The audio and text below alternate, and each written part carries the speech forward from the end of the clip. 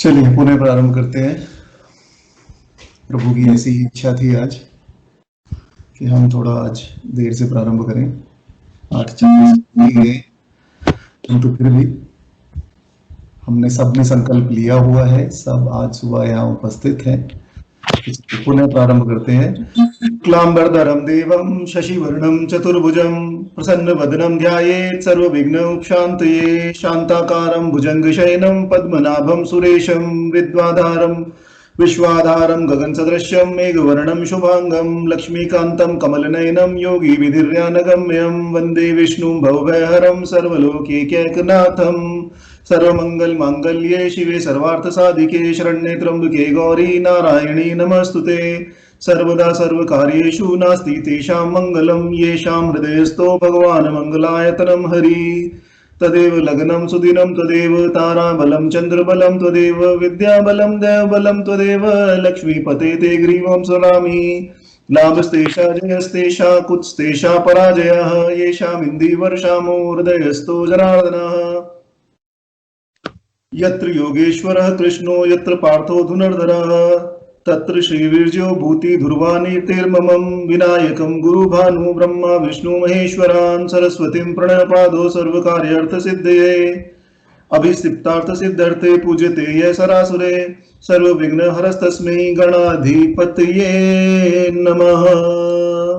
ओम प्रहलाद नारद पराशर पुंडरीक व्यासाम्बरीश शुकशौनक भीष्मदाल्भयां रुक्मांगार्जुन विभीषण युधिष्ठिरादीन् पुण्यानिमान् परम भागवतं स्मरामि। अश्वत्थामा बलियासो हनुमानश्च विभीषणः कृप परशुरामश्च सप्तेत चिरजीवनः सप्तेतान् समसमेर नित्यं मार्कण्डे यथाष्टमं जीवेद्वर्षं शतं सागरमप्य मृत्यु विनश्यति। चार युगन में भक्त जे तिनके पद की दूरी सर्वस सिर धरी राखियो मेरी जीवन मूरी। बंदौ तुलसी के चरण जिनकी नो जग काज कलि समुद्र बूढ़त लख्यो प्रकट्यो सप्त जहाज। रामं रामानुजं सीतां भर्तं भर्तानुजं सुग्रीवं वायुसूनं च प्रणमामि पुनः पुनः। हरे राम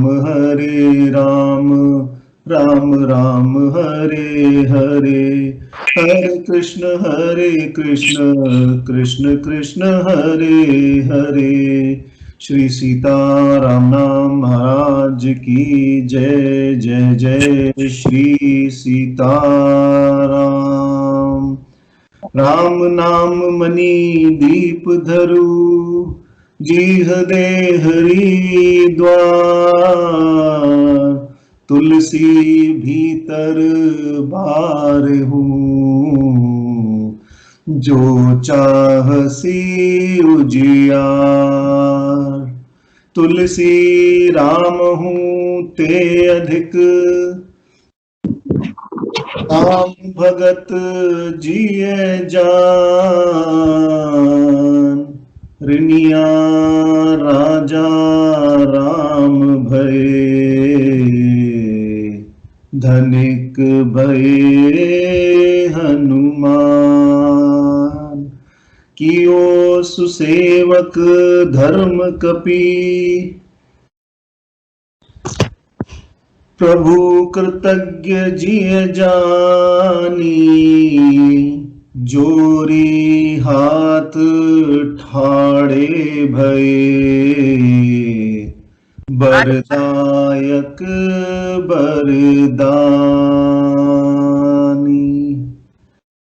आज जिन पदों की हम व्याख्या करेंगे उसमें यही आएगा कि तुलसी राम हुते अधिक राम भगत जिय जान। ऋणिया राजा राम भये धनिक भये।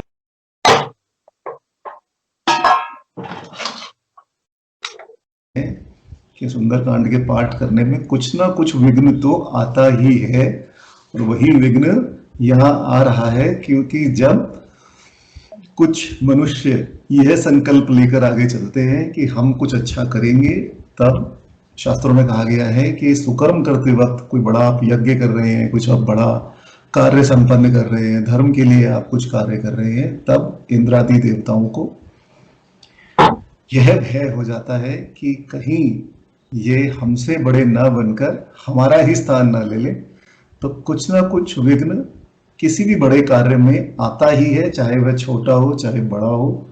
और ऐसा ही विघ्न आज हमारे सामने आ रहा है। 11 हफ्ते बीत जाने के बाद आज 12वें हफ्ते में, या 12वें दिन में कहूँ, 12वां दिन आज चल रहा है, 12वें दिन में हमें यह अब विघ्न आ रहा है कि टेक्नोलॉजी हमें सपोर्ट ही नहीं कर रही है। कभी कुछ। अब आज हम लगभग 45 मिनट के करीब इन्हीं में लगा चुके हैं, परंतु फिर भी हम लगे रहेंगे, चाहे जो भी कुछ हो, जैसा भी हो।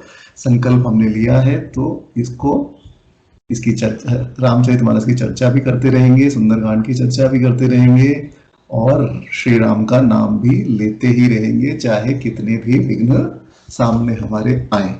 तो अब जैसा कि मैं आपको कह रहा था कि पिछले हफ्ते हमने देखा कि किस प्रकार हनुमान जी समस्त सेना को लेकर मधुवन में पहुंचे। मधुवन में खूब उत्पात वानर सेना ने मचाया। वानर सेना ने अंगद जी से आज्ञा मांगी कि आप हमें आज्ञा दीजिए, हम यहाँ के फल खाना चाहते हैं।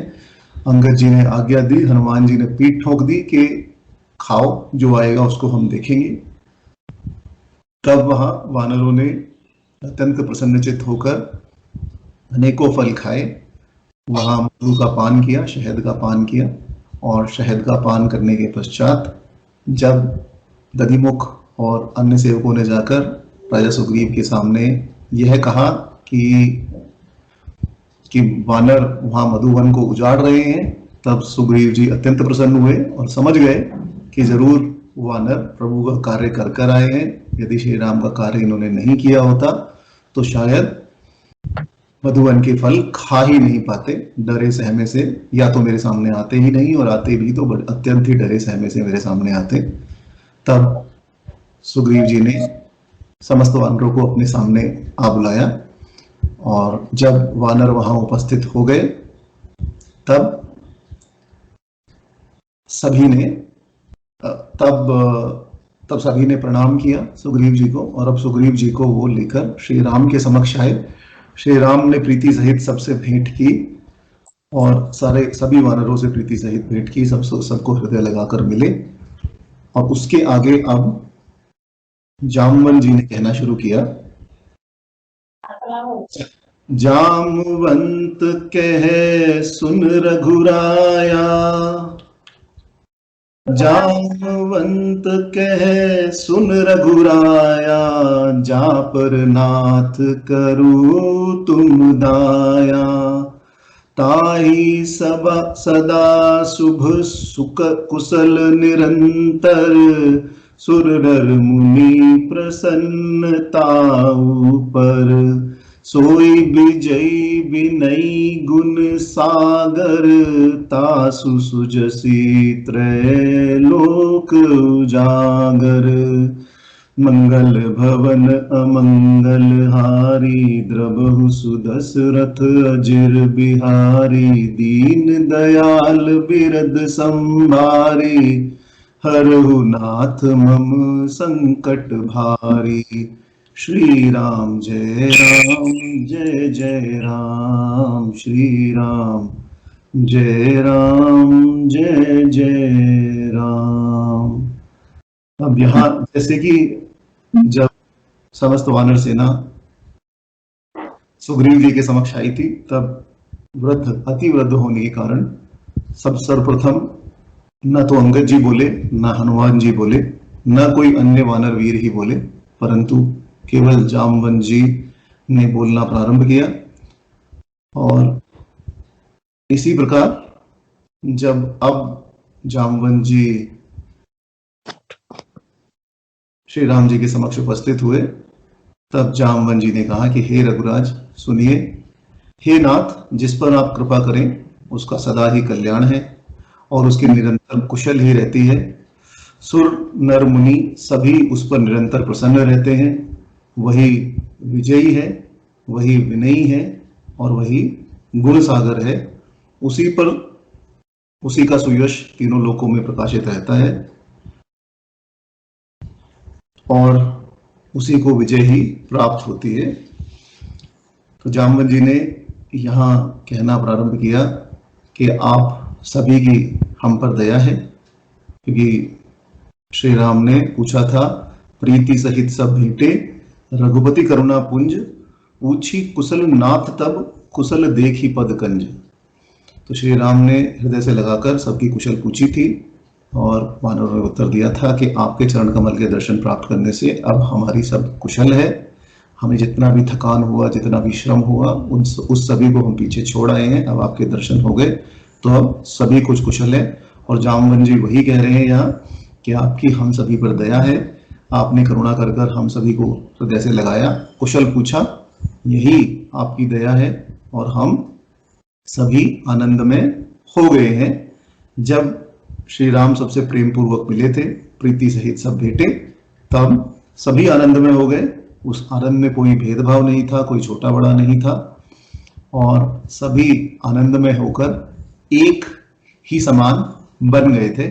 यदि आप यहाँ भी देखें तो जामवंत जी ने श्री राम से बात करते हुए तुम और ता का उपयोग किया है, क्योंकि समान प्रेमी अथवा समान प्रेमी मित्र केवल एक ही परस्पर भाषा का उपयोग करते हैं और एक ही वचन का भी उपयोग करते हैं। वैसे भी जामवंत जी अत्यंत वयोवृद्ध हैं और उनके लिए उचित भी यही है कि वह इस भाषा का प्रयोग कर सके, क्योंकि यहाँ सभी अपनी लीला कर रहे हैं। और लौकिक जगत में यदि देखें तो जामवंत जी की आयु श्री राम से अधिक ही है। जामवंत जी चिरंजीवी हैं, चिरंजीवी रूप अवतरित करके ब्रह्मा जी ही मृत्यु लोक पर आए हैं। अतः जामवंत जी के लिए उचित भी है कि वह तुम अथवा ता का उपयोग करें, परंतु यहाँ आनंद ही मुख्य गुण है, आनंद ही मुख्य कारण है, जिसके कारण कि जामवंत जी ने श्री राम के लिए तुम और ता का प्रयोग किया है। क्योंकि जब प्रेम इतना अधिक बढ़ गया और हृदय इतना द्रवित हो गया, तब अपने में और प्रभु में कोई असमानता न रही, दोनों ही एक ही समान बन गए। जामवंत जी ने आगे श्री राम से कहा कि आपकी दया का फल सदा ही शुभ और निरंतर कुशल रहता है। अन्य किसी की दया से सदा शुभ और निरंतर कुशल नहीं रह सकता, क्योंकि सुर नर मुनि सबके यह रीति, स्वार्थ करी स्वार्थ लगी करही सब प्रीति। कि सुर नर मुनि सभी की यही रीति है कि यदि आप उनके स्वार्थ का कोई कार्य करेंगे तभी उनकी प्रीति आप पर होगी, परंतु श्री राम की ऐसी रीति नहीं है।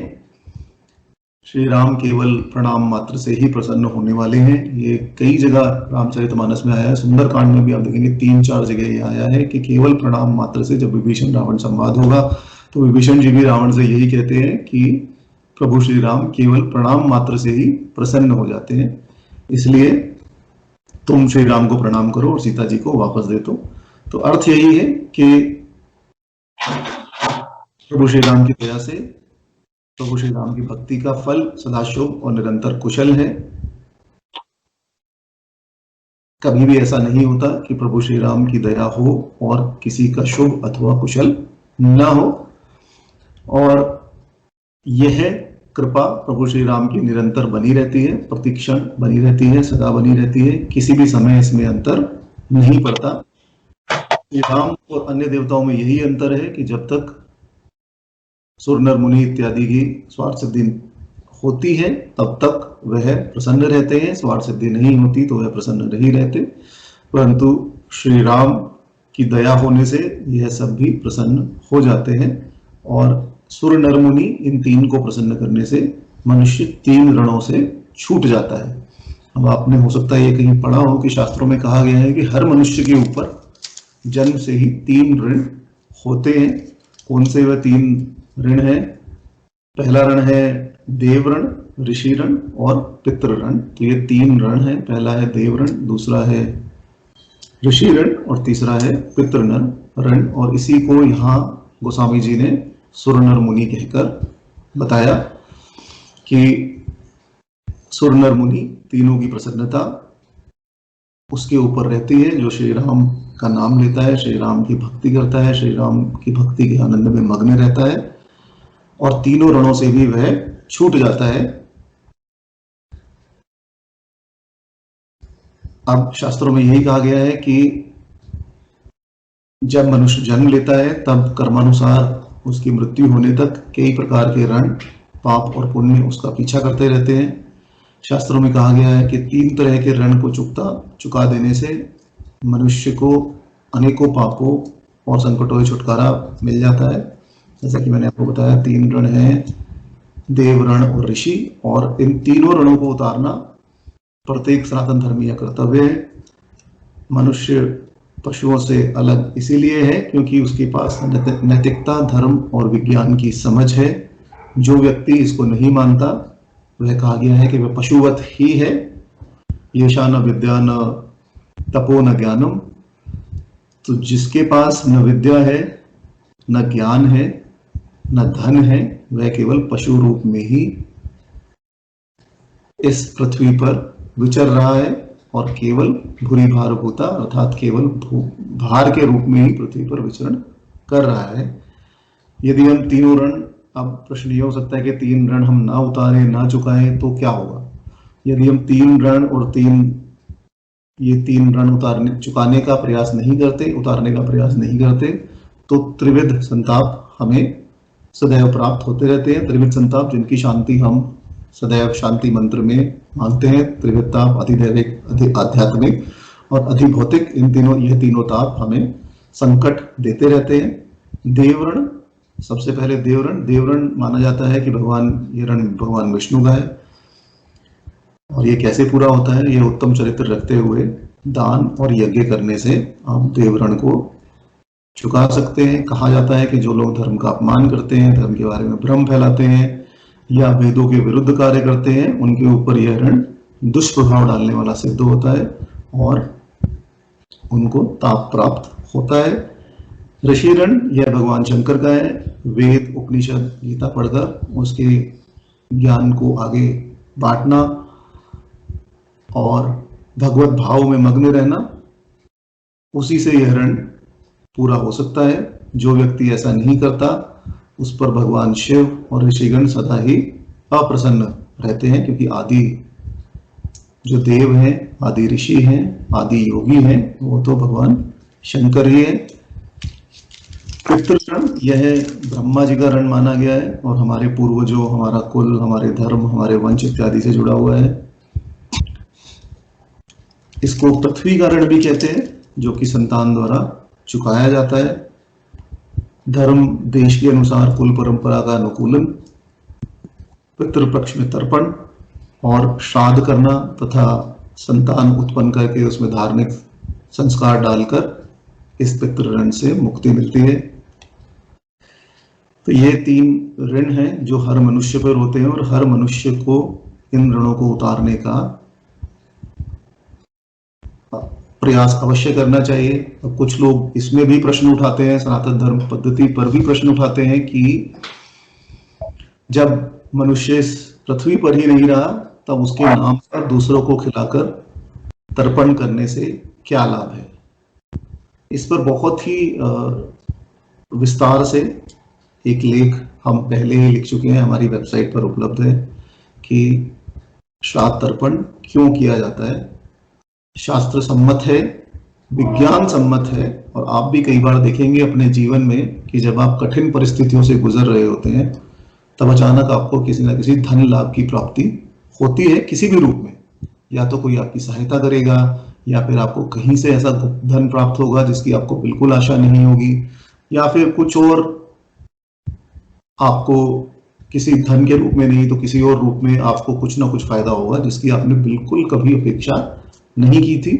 यह सब उसी श्राद्ध तर्पण का फल है, जो श्राद्ध तर्पण आपके पूर्व जन्म के जो आपके परिवार वाले हैं वो आपके लिए कर रहे हैं और वो आपको इस जन्म में प्राप्त हो रहा है। इस पर प्रश्न एक ये भी लगाया जाता है कि श्राद्ध तर्पण चलिए कर दिया, जब दोबारा जन्म हो गया तब वह कैसे मिलेगा? चलो मनुष्य रूप में आप कह रहे हैं कि धन रूप में मिल जाएगा, तो फिर कैसे बाकी को कैसे मिल रहा है? अगर मनुष्य नहीं बने, पेड़ पत्ते मिले या फिर भेड़ बकरी बने, चौपाए में आए या दुपाए में आए या चतुर्भुज में आए, तो फिर कैसे उसका स्थावर जंगम में यदि किसी और योनि में आए मनुष्य योनि को छोड़कर, तो उसका फायदा कैसे मिलता है? तो उसका फायदा शास्त्रों में लिखा है कि उसका फायदा जिस योनि में वह मनुष्य जन्म लेता है अगले जन्म में, उसी योनि में उसका फायदा मिलता है। यदि वह गाय या पशु बना है तो उसे तृण रूप में उसका फायदा मिलेगा, कोई चारा डाल जाएगा, कोई रोटी खिला देगा, कोई पालक खिला देगा, तो इस तरह से उसका फायदा मिलेगा। बंदर होगा तो फल मिल जाएगा, चतुर्भुज रूप होगा तो फल मिल जाएगा, किसी और रूप में होगा तो उसी रूप में उसकी प्राप्ति होगी, परंतु प्राप्ति होगी जरूर। आप चाहेंगे तो मैं सेशन के बाद आपको उसका लिंक भेज दूंगा, इसमें आप खुद पढ़ सकते हैं कि पितृपक्ष में तर्पण क्यों करना चाहिए। खैर, ये तीनों रण, यहाँ गोस्वामी जी ने इन तीनों रणों की मुक्ति का उपाय बता दिया कि यदि आप कुछ भी ना कर पाए तो जिनके ऊपर प्रभु श्री राम की कुशल निरंतर बनी रहती है, उन तीनों के यह रण अपने आप ही चुक जाते हैं, उनको यह रण चुकाने की जरूरत नहीं पड़ती, और सुर नर मुनि तीनों उनके ऊपर प्रसन्न रहते हैं, जिससे कि त्रिताप उनको नहीं सताते। अब हनुमान जी पर उनकी कृपा हुई थी, उन्हीं को बुलाकर श्री राम ने मुद्रिका दी और उन्हीं को लक्ष्य कर जामवन जी से यह वचन, जामवन जी ने यह वचन कहे। उन्होंने कहा कि करहु तुम दया, कि जिस पर आप जन जानकर शरण में लेते हैं वह तीनों रणों से मुक्त हो जाता है, और जो समस्त कार्य को छोड़कर संपूर्ण रूप से शरणागत वत्सल भगवान की शरण में जाता है, वह देव, ऋषि, भूतगण, कुटुंबीजन अथवा पितृगण किसी का भी दास अथवा ऋणी नहीं रह जाता। विजय की शोभा विनय से है और गुण की शोभा यश से। इन सभी को जामवन जी ने क्रम से कहा है, सोई विजयी विनयी गुण सागर। और इस प्रकार विजयी विनयी कहकर गुण सागर कहने का भाव यह है कि हम केवल विजयी और विनयी ही नहीं हुए आपकी कृपा से, अपितु समस्त गुणों से पूर्ण हो गए हैं, समस्त गुण हमारे अंदर आ गए हैं। श्री हनुमान जी पर आपकी विशेष दया हुई और इस कारण हनुमान जी भी सर्वगुण संपन्न बन गए हैं। जो जो गुण जामवन जी ने हनुमान जी में देखे थे वही वही यहाँ कह रहे हैं कि हनुमान जी ने लंका में सभी पर विजय प्राप्त की, अतः विजयी कहा। विजय से अभिमान हो जाता है, पर हनुमान जी में लेश मात्र भी अभिमान नहीं है, इनमें विशेष नम्रता है, अतः विनयी कहा कि यह विनयी है, विजयी होने के बाद भी विनयी बने हुए हैं, और तीनों लोकों में इनके लंका दहन आदि कर्म से उज्जवल यश इनका दीप्तिमान हो गया है, अतः यह त्रिलोक उजागर है। मैनाक, सुरसा, सिंहिका और लंकनी आदि के संबंध में हमने इनका विशेष बल, बुद्धि, शील इत्यादि देखा ही है, इसलिए जामवन जी ने इनको गुण सागर कहा। इस प्रकार हनुमान जी को यह सभी विशेषण देकर जामवन जी ने दर्शाया कि हनुमान जी भी हरि प्रतिबिंब ही है, भगवान का दूसरा रूप ही है, भगवान के सदृश्य इनके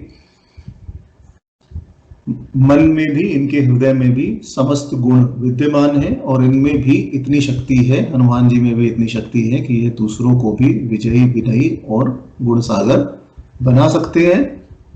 इसके आगे जामवन जी ने कहा, प्रभु की कृपा भयो सब काजू, जन्म हमार सफल भा आजू, नाथ पवन सुत कीन जो करनी, सहसहु मुख न जाई सुबरनी, पवन तनय के चरित सुहाए, जामवंत रघुपति सुनाए, मंगल भवन अमंगल हारी, द्रबहु सुदशरथ अजिर बिहारी, दीन दयाल बिरद संभारी, हरहु नाथ मम संकट भारी, श्री राम जय राम, जय जय राम, श्री राम जय राम, जय जय राम।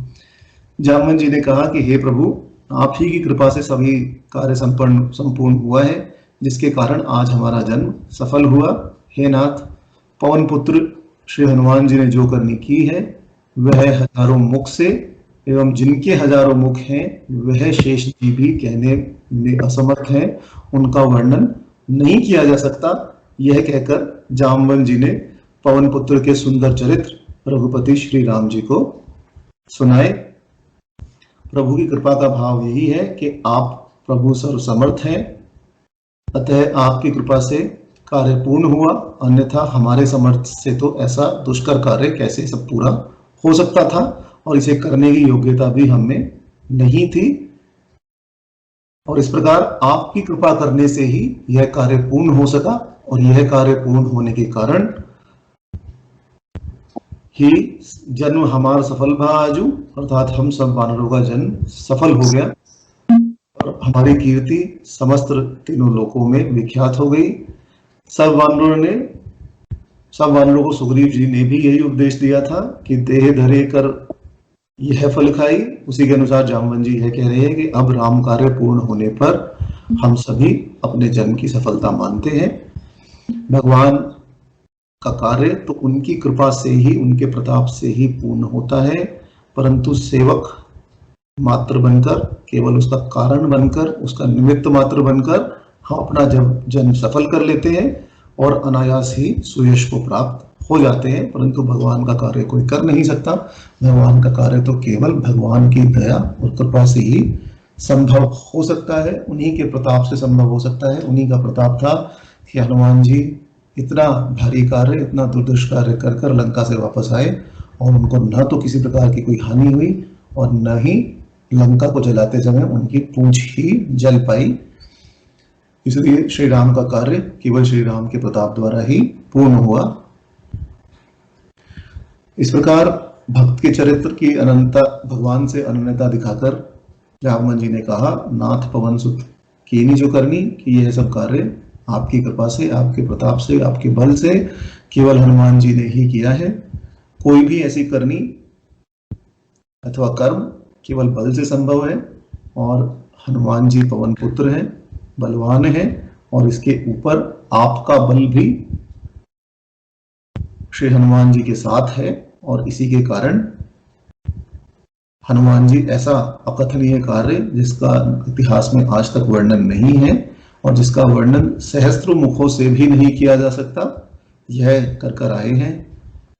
जामवंत जी वस्तुतः आप देखिए तो जामवंत जी केवल यही कह रहे हैं कि प्रभु का पराक्रम दास के पराक्रम से अधिक है, और इतना अधिक है कि उसका वर्णन ही नहीं किया जा सकता। शेष जी भी यदि उसका वर्णन करने लगे अपने सहस्त्रों मुख से तो वो भी नहीं कर सकते, क्योंकि प्रभु की कृपा से ही समस्त कार्य संपूर्ण हुआ है। अब यदि आप पूरा प्रसंग देखें तो देखिए कि यहाँ कितना अलौकिक दृश्य विद्यमान है, अनुपम दृश्य विद्यमान है कि रुद्रावतार, वानर भाई हनुमान, रुद्रावतार हनुमान जी के चरित्र सुनाए जा रहे हैं। चरित्र कौन सुना रहा है? चरित्र ब्रह्मावतार जामवंत जी सुना रहे हैं। और श्रोता कौन है? श्रोता साक्षात भगवान है, जो विष्णु रूप श्री राम रूप में पृथ्वी पर अवतरित हुए हैं। जैसे श्रोता वैसे ही वक्ता और वैसा ही चरित्र। और इसके अतिरिक्त और कौन सुन रहा है? भगवान के अतिरिक्त समस्त देवतागण जो वानर रूप में पृथ्वी पर उपस्थित है, वह सभी देवतागण भी सुन रहे हैं। इस प्रकार जैसा वक्ता है वैसा ही श्रोते हैं, वैसा ही सभी श्रोता है, और वैसा ही चरित्र वो कह रहे हैं। श्रोता वक्ता ज्ञान निधि कथा राम के गूढ़। तो ये सब यहाँ जामवंत जी कह रहे हैं और सभी अनन्यचित होकर उसको सुन रहे हैं। हनुमान जी संत हैं और अपना पुरुषार्थ अपने मुख से कहने में सकुचाते हैं, इसलिए जामवंत जी ने उनका चरित्र सुनाया। जामवंत रघुपति सुनाए, क्योंकि जामवंत जी हनुमान जी से सुन चुके हैं। हनुमान जी ने अपने मुख से नहीं कहा, जैसा कि मैंने पहले कहा था, परंतु पूछने पर ही हनुमान जी ने सबको वह कथा सुनाई कि किस प्रकार वह लंका में पहुंचे, किस प्रकार उन्होंने रावण की सेना को मारा और किस प्रकार उन्होंने लंका को जला डाला। और यह सब कथा पूछत कहत नवल इतिहासा, उस समय हनुमान जी ने यह समस्त कथा जामवंत जी से कही थी, और उसी कथा को यहाँ अब जामवंत जी ने श्री राम के समक्ष कह दिया। सुनत कृपा निधि मन अति भाए, पुनि हनुमान हर्ष ही लाए। कहू तात के ही भांति जान की, रहती करती रक्षा स्वप्राण की। मंगल भवन अमंगल हारी, द्रबहु सुदशरथ अजिर बिहारी। दीन दयाल बिरंद संभारी, हरहु नाथ मम संकट भारी। श्री राम जय राम जय जय राम। श्री राम जय जय राम। इस प्रकार जाम्बवन जी से हनुमान जी के सुंदर चरित्र सुनते ही वह चरित्र और चरित्र नायक श्री हनुमान जी, कृपा सागर श्री राम जी के मन को अत्यंत भले लगे, प्रिय लगे। श्री हनुमान जी पर अत्यंत प्यार श्री राम का उमड़ आया। उन्होंने हर्षित होकर, और इतना प्यार उमड़ आया, इतना अधिक हर्ष श्री हनुमान जी को हुआ कि इन्होंने हर्षित होकर पुनः श्री हनुमान जी को अपने हृदय से लगा लिया। प्रभु ने कहा कि हे तात, कहो जानकी किस प्रकार लंका में रहती है और किस प्रकार अपने प्राणों की रक्षा करती है। हनुमान जी ने किस प्रकार इस भयंकर कार्य को, इस दुर्गम कार्य को सुगम कर दिया। उसे सुनने के पश्चात श्री राम ने हनुमान जी को फिर से हृदय से लगाया। उन्होंने श्री हनुमान जी पर अति कृपा की। अतः यहाँ गोस्वामी जी ने उनको कृपा निधि का विशेषण दिया। कृपा निधि इसलिए भी कहा क्योंकि श्री राम स्वयं सिद्ध सब काज है, अर्थात स्वयं ही सब कार्य को सिद्ध करते हैं और तब भी केवल दासों को ही बढ़ाई देते हैं। एक बार सभी वानरों से तो मिल ही चुके थे। अब जब जाम्बवन जी ने सबसे भेंट कराई तब सबसे मिल चुके थे। अब उपकार मानकर फिर से मिले। जब युद्ध कांड में हनुमान जी संजीवनी बूटी लेकर आए और कहा कि और श्री राम के सामने हाथ जोड़कर खड़े हो गए, तब श्री राम ने कहा कि हम अत्यंत कृतज्ञ हैं। उन्होंने हनुमान जी को हृदय से लगाकर हर्षि राम भेटे हनुमान, अति कृतज्ञ प्रभु परम सुजान। तो अब तो हनुमान जी कृतज्ञता मानी, यहाँ भी कृतज्ञता मानी और आगे युद्ध कांड में भी कृतज्ञता मानी। पहले समस्त वानरों के साथ भेंट में प्रभु को करुणा पुंज कहा था, प्रीति सही सब भेंटे रघुपति करुणा पुंज, और यहाँ अलग से भेंट की, पृथक रूप से भेंट की, इसलिए कृपा निधि कहा। इसका भेद और तात्पर्य यही है कि अन्य सभी से श्री हनुमान जी पर कृपा अधिक है, जैसे कि पुंज से समुद्र विशेष है। इसलिए यहाँ कृपा निधि कहकर बताया कि श्री राम की कृपा हनुमान जी पर अन्य वानरों से अधिक है और अन्य वानरों से अधिक श्री राम हनुमान जी को चाहते हैं। हनुमान जी ने कहा था, जापर नाथ करहु तुम जाया, से जन सफार सुफल बा आजू। और यह सब हनुमान जी का रामचरित्र भी, और श्री राम को हनुमान जी का चरित्र जो जाम्बवन जी ने कहा था वह अति भाया। जाम्बवंत के वचन सुनाए, सुनी हनुमंत हृदय अति भाए। जाम्बवन जी के वचन जब हनुमान जी लंका जाने के लिए तैयार थे तब उनको जाम्बवन जी के वचन अति भाए थे। और अब जब हनुमान चरित्र जाम्बवन जी ने श्री राम से कहा तब श्री राम को भी हनुमान जी का चरित्र अति भाए।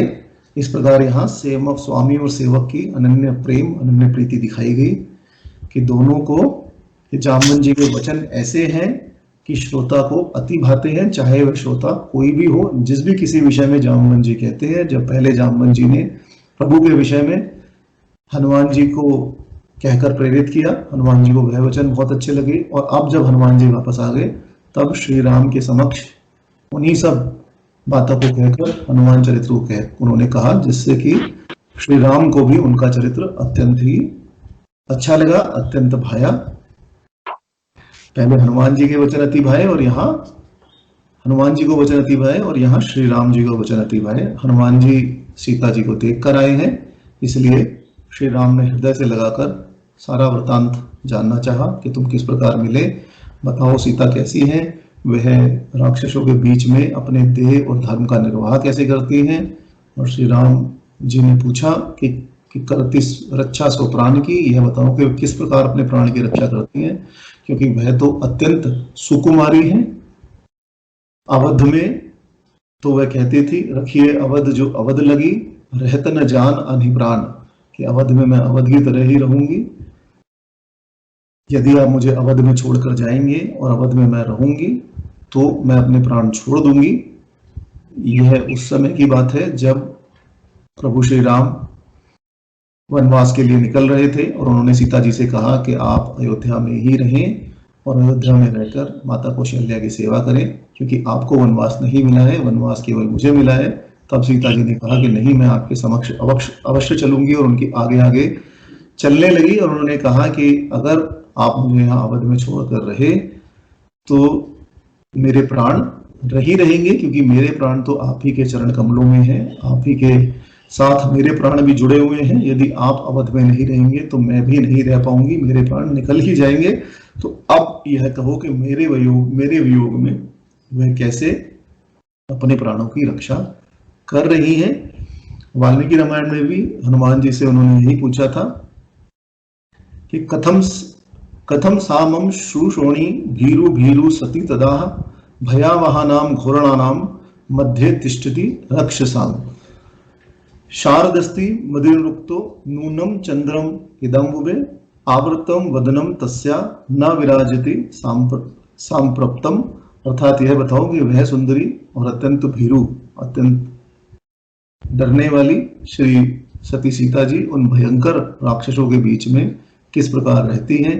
राक्षसों से घिरी हुई उस सीता का मुखमंडल मेघ से ढके हुए अंधकार से युक्त शरद चंद्र के समान शोभामायन न रहता होगा, अतः कहो कि वह किस प्रकार रहती है।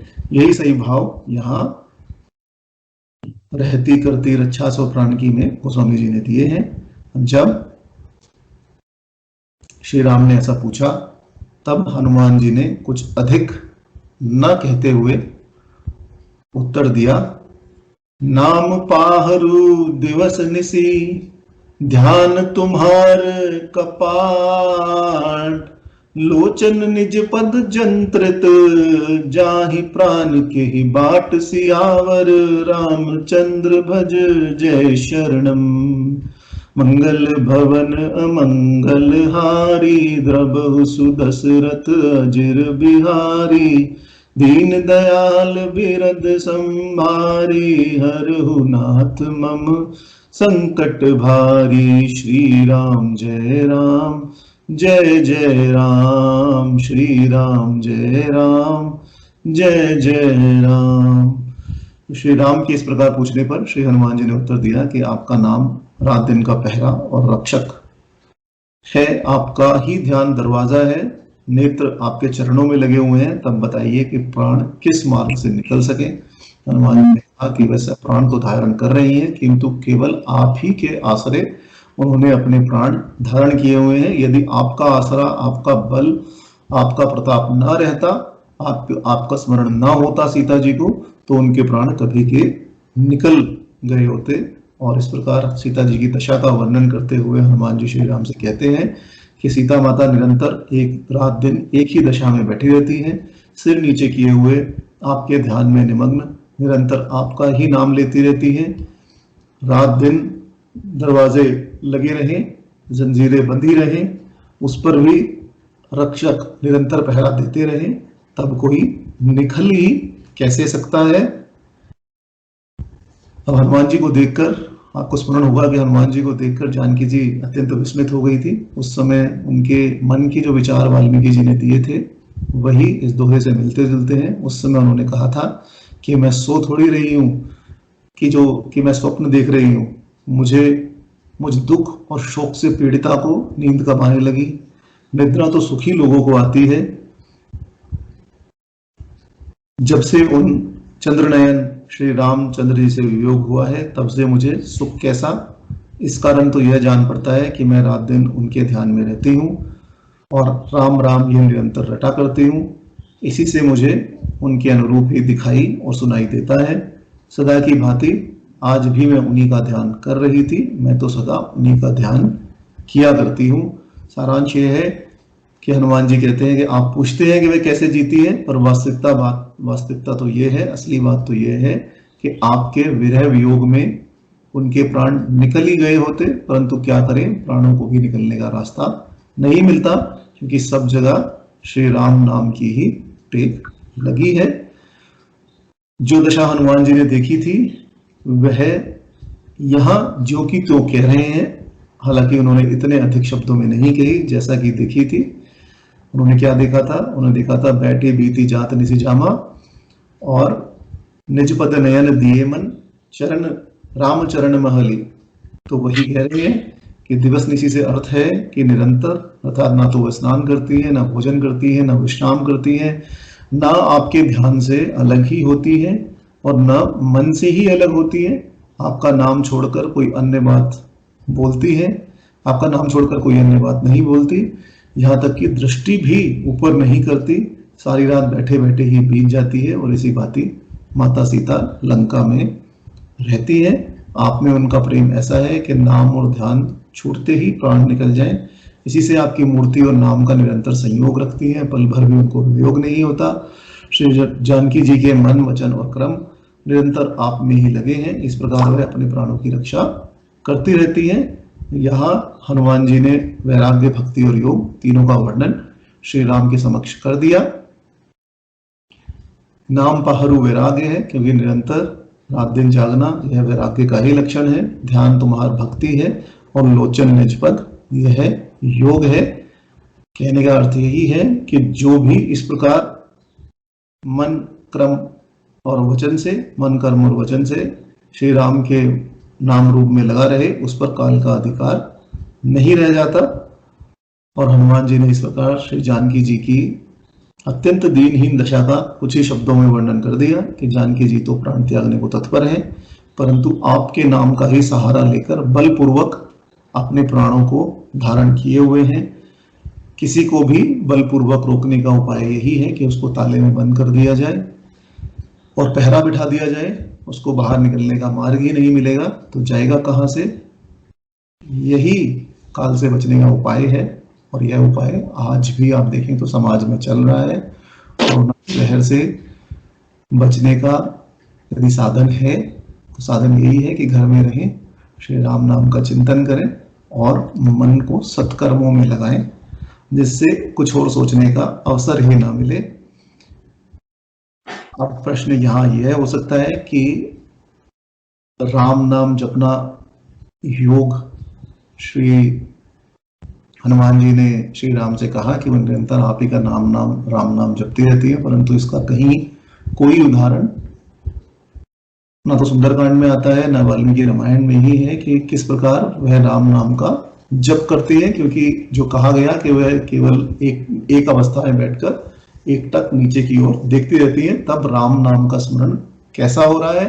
राम नाम का स्मरण श्वास खींचने और श्वास छोड़ने के समय उनका श्वासोच्छ्वास चलता रहता है। जब सांस खींचती हैं तब कहती हैं राम, और जब छोड़ती हैं तब कहती है माँ। तो वो राम नाम आप जब जोर से सांस लेंगे तो आपको जो ध्वनि अपने श्वास नली में आएगी वह ध्वनि रा ही आएगी, और जब आप सांस छोड़ेंगे तो वह ध्वनि माँ ही आएगी। इस प्रकार सांस को अंदर लेना और सांस को छोड़ना, श्वासोच्छ्वास 21,600 बार निरंतर चलता रहता है। और इस प्रकार 21,600 21,600 is the total time when a human being breathe during the day, and that's how Sita ji is doing the नाम जप। इसी प्रकार 21,600 बार उनका नाम जप चलता रहता है और इसी को अजपा जप कहते हैं।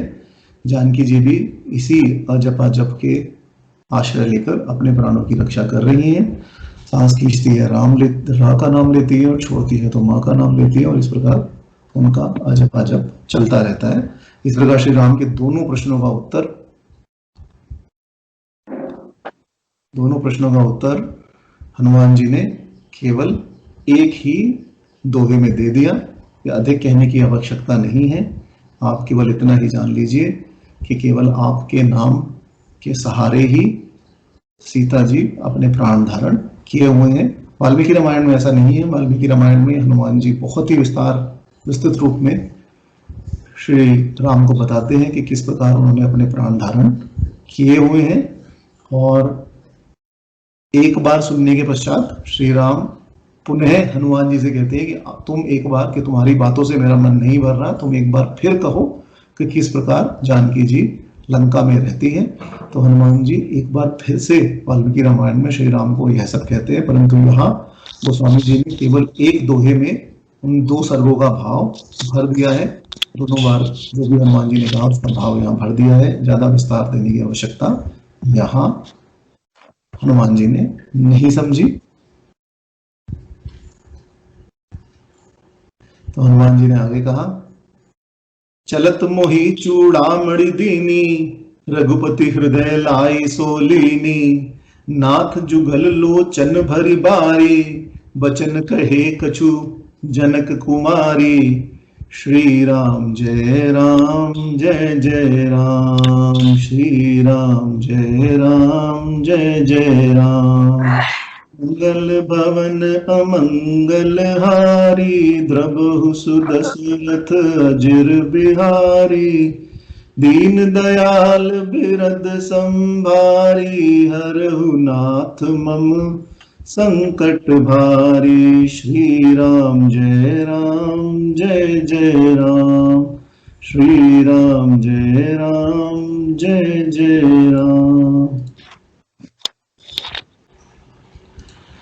तो जब हनुमान जी लंका जलाकर पूंछ बुझाकर चलने के लिए तैयार होकर विदा करने के लिए श्री सीता जी के पास गए और उनसे कुछ चिन्ह मांगा कि आप भी मुझे कुछ चिन्ह दीजिए जिस प्रकार श्री राम ने मुझे चिन्ह दिया था, तब उन्होंने चूड़ामणि उतार कर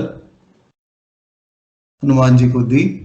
परंतु यहाँ हनुमान जी ये नहीं कहते कि मैंने मांगा तब उन्होंने मुझे मांगने पर दी, परंतु कहते हैं कि जब मैं वहां से चलने लगा तब सीता जी ने मुझे चूड़ामणि दी। ऐसा इसलिए क्योंकि एक तो हनुमान जी में मैं रूपी ममत्व है ही नहीं, अभिमान, मैंने ये किया, मैंने कहा, मैंने सीता जी को याद दिलाया, यह हनुमान जी नहीं कहना चाहते क्योंकि वह अभिमान इनमें नहीं है। और दूसरा, यदि कहने पर दिया तो प्रेम का वह प्रदर्शन नहीं होता जिस प्रेम को हनुमान जी यहाँ प्रदर्शित करना चाह रहे थे। सीता माता का जो प्रेम है श्री राम के प्रति, उस प्रेम का प्रदर्शन यहाँ नहीं हो पाता, उसमें थोड़ी खोट हो जाती, थोड़ी कमी हो जाती। अतः उन्होंने केवल इतना कहा कि जब मैं चलने लगा तब मेरे चलते समय उन्होंने मुझे यह चूड़ामणि दी और मोही चूड़ामणि दीनी कहकर अपने ऊपर उनकी विशेष कृपा भी बताई, क्योंकि कृपा पात्र के बिना किसी और को ऐसा पदार्थ नहीं दिया जाता। जैसा कि श्री राम ने भी हनुमान जी को अपना विशेष कृपा मात्र मानकर ही उनको मुद्रिका दी थी, कर मुद्रिका दीन जन जानी। तो प्रिय का पदार्थ प्रिय के तुल्य होता है, ऐसा जानकर श्री राम ने उस चूड़ामणि को तुरंत हनुमान जी के हाथों से ले लिया और अपने हृदय से लगाया। जब सुग्रीव जी ने भी जानकी जी का पटवस्त्र श्री राम को दिया था तब उसे भी हृदय से लगाकर श्री राम जी ने बड़ा शोक किया था, पर अब चूड़ामणि पाने पर उन्होंने वह शोक नहीं किया, क्योंकि तब श्री राम को जानकी जी का कोई विशेष समाचार नहीं मिला था, परंतु अब उनको वह समाचार मिल चुका था। वह व्याकुल थे और इस वस्त्र को पाकर अत्यंत शोकवश हो गए थे, परंतु पूरा समाचार मिल गया जिससे बहुत संतोष हुआ। और इसलिए अब इस समय जब हनुमान जी ने चूड़ामणि दी तो इन्होंने श्री राम ने वैसा शोक प्रकट नहीं किया जैसा कि विभीषण जी के समक्ष उन्होंने किया था। वानरों के आते ही प्रभु सबसे मिले, कुशल पूछी, हनुमान जी ने हनुमत चरित्र कहा, तब प्रभु हनुमान जी से पुनः मिले। यहां तक कोई भी मौका चूड़ामणि देने का नहीं था। इससे यही जताया कि जामवन जी ने अथवा वाल्मीकि रामायण के अनुसार वानरों ने किसी चिन्ह का दिया जाना अभी तक नहीं कहा था। यद्यपि हनुमान जी वानरों से चूड़ामणि का लाना कह चुके थे, परंतु किसी भी वानर ने इसको अभी नहीं बताया था कि हनुमान जी चूड़ामणि भी लाए हैं। जामवन जी की भी यही बुद्धिमानी है कि उन्होंने स्वयं उसे नहीं कहा, सब कुछ कहा, परंतु यह नहीं कहा कि सीता माता ने चूड़ामणि भी हनुमान जी को दी है, क्योंकि जिसको उन्होंने यही सोचा कि जिसको सीता माता ने इस बात का ज्ञान दिया है उसी का कहना उचित है, यही समझकर उन्होंने नहीं कहा। नहीं तो प्रभु श्री राम सबसे पहले उस चूड़ामणि को ही मांगते। हनुमान जी से पुनः मिलकर जब भगवान श्री राम ने संपूर्ण वृतांत पूछा। तब हनुमान जी ने सब वृतांत कहकर चूड़ामणि का दिया जाना कहा और श्री राम जी को दे दिया। उचित समय पर उचित कार्य करना ही बुद्धिमता है, और हनुमान जी तो बुद्धिमता वरिष्ठम है ही, इसलिए उन्होंने उचित समय पर वह चूड़ामणि श्री राम को दे दी। अब हनुमान जी ने जो जानकी जी दुख भोग रही हैं उसका वर्णन भी संक्षेप में किया। सबसे पहले नेत्रों में जल भरकर कहकर कहा कि उनका अंतकरण अत्यंत दुखी है, अंदर से वो बहुत दुखी है। फिर बताया कि वह मन, तन और वचन से दुखी है। हृदय में दुख है, वचन से अपना दुख कहती है और तन से आपको प्रणाम किया है। इस प्रकार वह सीता माता दुखी हैं और उनके नेत्रों से निरंतर जल चलता रहता है। ये आगे कहेंगे, नयन सरसा वही जल। जो वचन उन्होंने आगे लिखे, अनुज समेत देहु प्रभु चरना, अर्थात अनुज के साथ प्रभु श्री राम के चरण पकड़कर प्रणाम किया, ऐसा करने को कहना। और यहाँ आप देखें तो प्रणाम करने को नहीं कहा, न ही ये कहा कि अनुज सहित प्रभु के चरण पकड़ना, परंतु यह अवश्य कहा कि कहु तात असमोर प्रणामा। यदि हनुमान जी प्रणाम करने को कहती तो वह अवश्य श्री जानकी जी की ओर से प्रणाम करते, और वहां पाठ होता करेहु तात असमोर प्रणामा। करेहु तात असमोर प्रणामा उपक्रम है, और वचन कहे कुछ जनक कुमारी उपसंहार है। अब उपक्रम और उपसंहार दोनों में ही प्रणाम करना कहा गया है। हनुमान जी ने आगे कुछ वचन कहे। इतने व्याकुल हनुमान जी हैं और इतने व्याकुल श्री राम हैं जानकी जी का आभूषण पाकर कि दोनों अत्यंत व्याकुल हैं। अतः हनुमान जी ने विस्तार से नहीं कहा, केवल चूड़ामणि देकर फिर कुछ वचन के चिन्ह कहे, अर्थात कुछ वचन कहे जो चिन्ह स्वरूप है कि आपको यह विश्वास हो जाए कि मैं उन्हीं के पास गया था। तो उन्होंने क्या कहा, उन्होंने वह जयन की कथा सुनाई जो कि मैं आपको पहले सुना चुका हूँ, जो श्री राम जो गुप्त कथा है और श्री राम और सीता जी के अलावा कोई अन्य नहीं जानता। इसलिए जयंत की कथा रहस्य सूचक है, और यहाँ केवल इतना कहा कछु वचन, अर्थात उस रहस्य को सूचित कर दिया कि रहस्य अति गुप्त है, जो अत्यंत निकटवर्ती हो उसी के जानने, जिसके जानने योग्य हो वही गुप्त बात कहनी चाहिए, और वही गुप्त बात हनुमान जी ने यहाँ कही। हनुमान जी ने यहाँ सीता माता को जनक कुमारी का विशेषण दिया, जनक कुमारी नाम से संबोधन किया, क्योंकि उसका तात्पर्य यही है कि जिस जनक कुमारी के लिए आपने धनुष तोड़कर उनके साथ पाणी ग्रहण किया था, उनके साथ विवाह किया था, वह अत्यंत दुखी है और उन्हीं ने कुछ बातें कही हैं। अब यह बातें सुनकर उनका दुख दूर कीजिए। आगे क्या कहा, आगे कहा अनुज समेत गयो प्रभु चरणा, दीन बंधु प्रणतारति हरना, मन क्रम बचन चरण अनुरागी, के ही अपराध नाथ हो त्यागी, अब कुन एक मोर में माना, बिछुरत प्राण न कीन पयाना।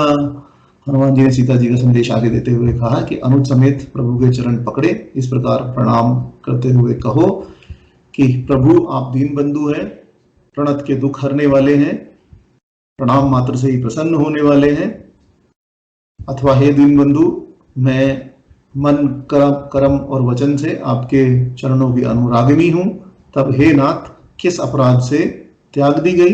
मैं मानती हूं कि मेरा एक अवगुण यह है कि वियोग होते ही मेरे प्राण मेरे शरीर से नहीं निकले, मेरे प्राणों का प्रस्थान नहीं हुआ, और यह अपराध त्यागने योग्य है। इसलिए मैं आपके दर्शनों के लिए ही जीती हूँ, दर्शनाभिलाषी हूँ। यह समझकर आप कृपा करके मुझे दर्शन दीजिए। अनुज समेत गयो, अनुज समेत हम पहले भी यह चर्चा कर चुके हैं कि किस लिए जब सीता जी ने श्री राम को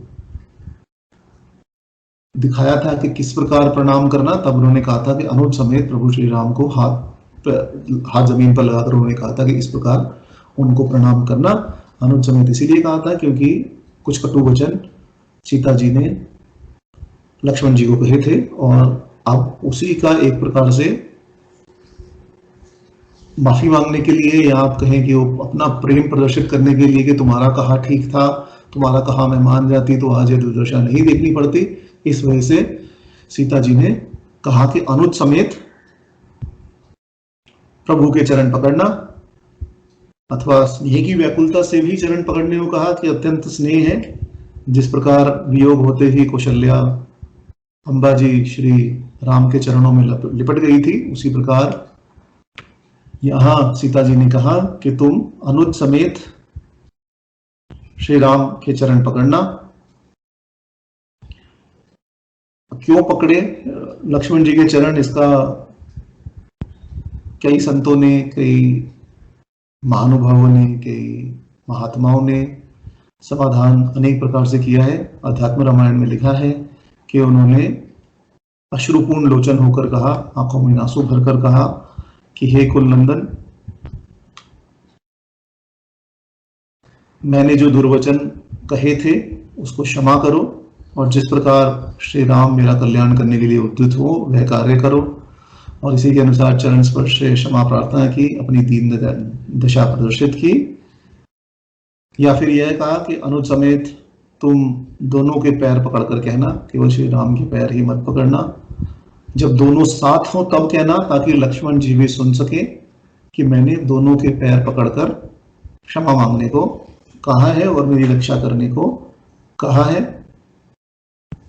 किस प्रकार करना, दीन बंधु प्रणात रतिहरना, ऐसा कहकर चरण पकड़ने की विधि कही कि मैं दीन हूं, मेरी सहायता कीजिए क्योंकि आप तीनों के सहायक हैं।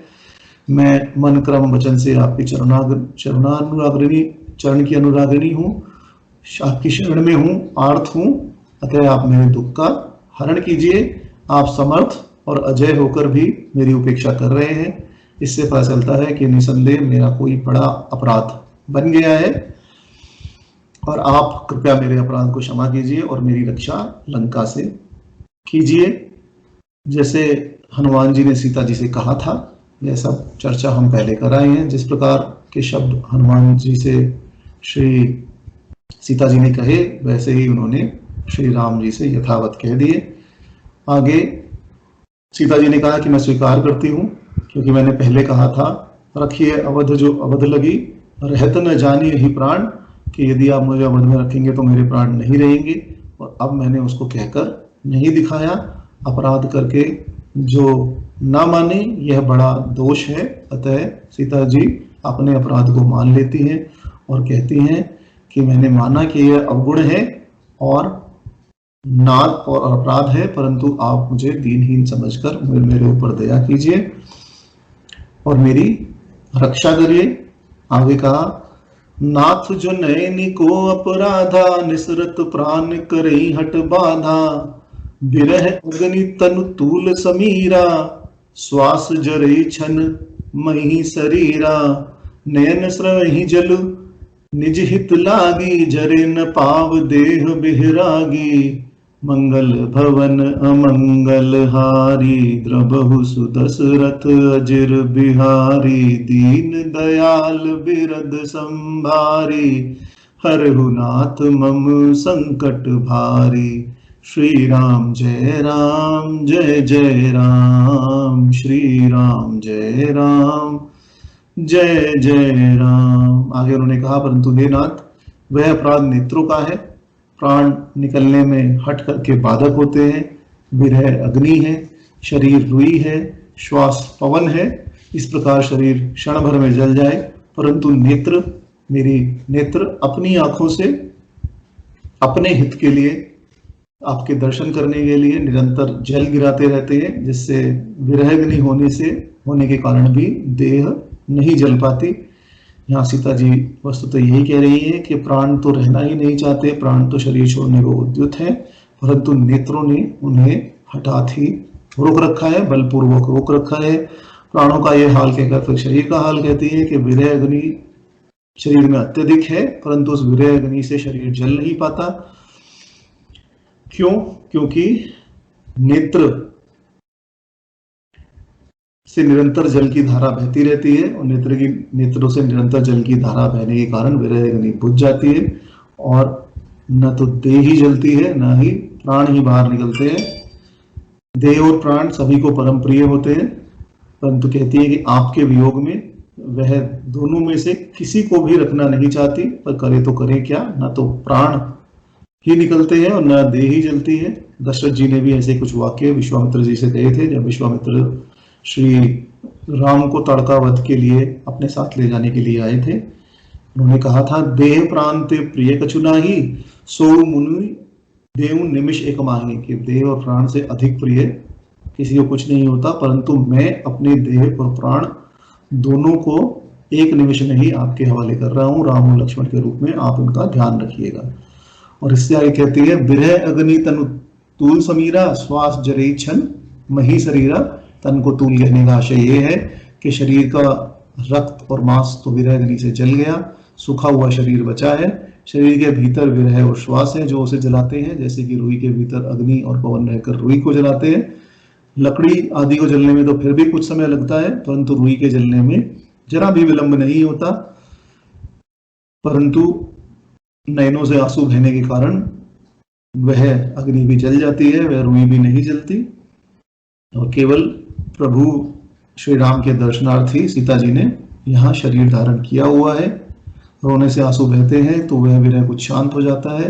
यदि आंखों से आंसू ना बहे तो शायद विरह अग्नि से ही मृत्यु हो जाए। विरह अग्नि इतनी तेज है कि क्षण भर के लिए भी नहीं रह सकती, पर उसकी तीव्रता को आंसू निरंतर बहकर शांत करते रहते हैं, जिससे कि न तो शरीर जलता है न ही प्राण निकलते हैं। उसी प्रकार जिस प्रकार रुई भीग जाने के पश्चात नहीं जलती, वैसे आप रुई जलाएंगे तो अत्यंत तेज गति से रुई जलती है, परंतु यदि उसे भिगो दिया जाए तब रुई में आग नहीं लग सकती। और इन चौपाइयों में सीता जी अपने हृदय की ग्लानि कह रही हैं कि विरह अग्नि से निरंतर शरीर जलता है, श्वास प्रवास चलता रहता है, परंतु दिन रात अश्रुपात होता रहता है, मेरी आंखों से आंसू गिरते रहते हैं, प्राण निकलना चाहते हैं, परंतु आंखें उसमें रुकावट डालती है। आंखें आप ही के चरणों को देखती हुई आप ही के चरणों का ध्यान करती रहती हैं, और नेत्र भगवान के चरणों का ध्यान के लोग को छोड़ नहीं सकते, इसलिए प्राणों को बाहर नहीं निकलने देते। और मैं भी आप ही का इंतजार कर रही हूँ कि कब आप यहाँ आएंगे और मेरी आंखों को ठंडक मिलेगी। इस प्रकार इन चौपाइयों में और एक दोहे में हनुमान जी ने सीता जी का समस्त विपत्ति को कह डाला। और आगे कहा, सीता के अति विपत्ति विशाला, बिनत कहे भली दीन दयाला, कि सीता जी की विपत्ति अत्यंत विशाल है। उसके बाद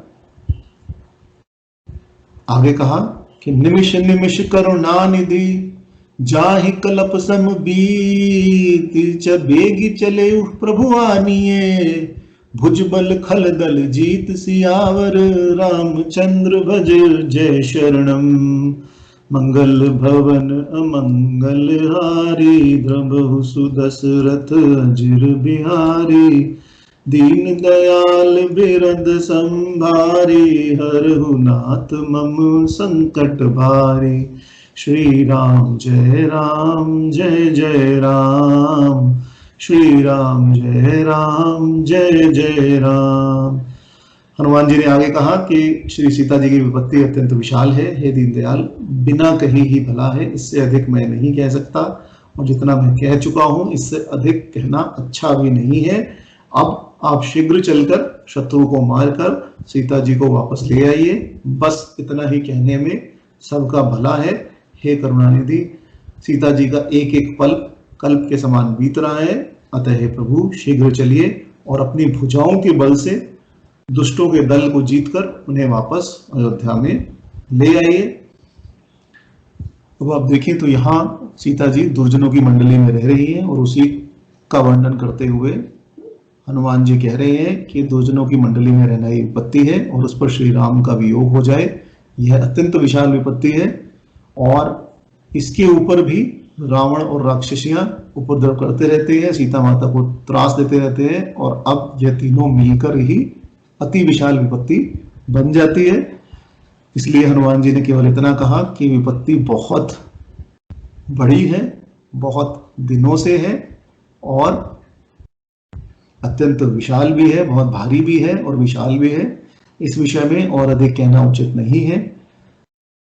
रावण ने सीता जी को कटु वचन कहे, दौड़कर मारने के लिए आगे आया, धमकाया, राक्षसों ने उन्हें त्रास दिया, यह सभी बातें बिना कहे ही अच्छी हैं, मैं उनका वर्णन यहाँ नहीं करना चाहता। यह वस्तुतः हनुमान जी कह रहे हैं, अथवा इसलिए भी नहीं कहते कि यह श्री राम के समक्ष कहने योग्य अभी नहीं है, इनका अवसर अभी श्री राम के समक्ष कहने के लिए नहीं है, क्योंकि श्री राम भी द्रवित हो रहे हैं, श्री राम भी उसी विरहग्नि में जल रहे हैं।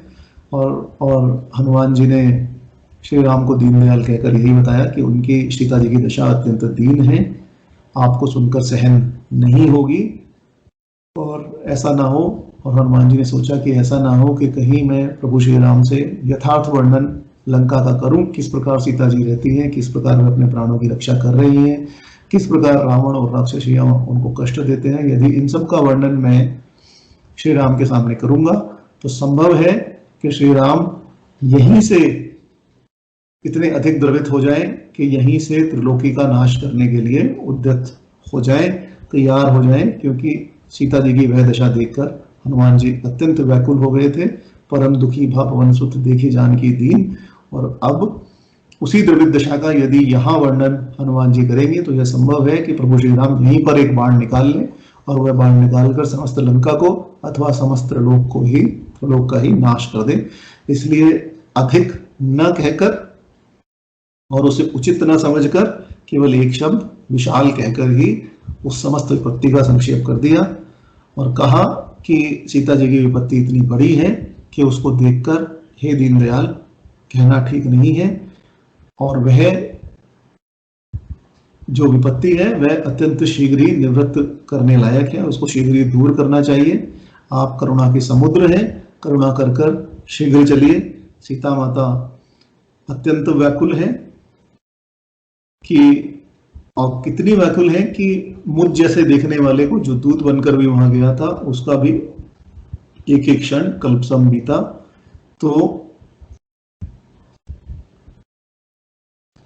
तो भोगने वाले के लिए वह समय किस प्रकार बीत रहा होगा। यदि देखने वाले के लिए एक क्षण कल्पसम बीता, तब भोगने वाले के लिए कैसा समय होगा। सीता जी किस प्रकार के दुख वहां भोग रही होंगी। अतः आप शीघ्र चलिए और सीता जी के दुखों को दूर करिए, क्योंकि सीता जी अब अपने मुख से तो नहीं कहते, केवल कहते हैं बेगी चलिए, कि जल्दी जल्दी चलिए। जब कोई इमरजेंसी होती है, जब कोई ऐसी बात होती है कि हमें किसी को जल्दी बुलाना पड़े, तो हम उसे कहते हैं जल्दी आइए, बहुत ही कठिन समय है, जल्दी आइए। इसी प्रकार हनुमान जी यहाँ अधिक न कहकर केवल इतना कह रहे हैं कि जल्दी चलिए, बेगी चलिए, क्योंकि सीता जी सबसे अग्नि मांग रही है और मरणावस्था को प्राप्त है। विलंब होने से उनका शरीर छूट जाएगा। और वैसे ही सीता जी कह चुकी हैं कि 1 मास में यदि 30 दिन में यदि प्रभु श्री राम नहीं आए तो मुझे जिंदा नहीं पाएंगे।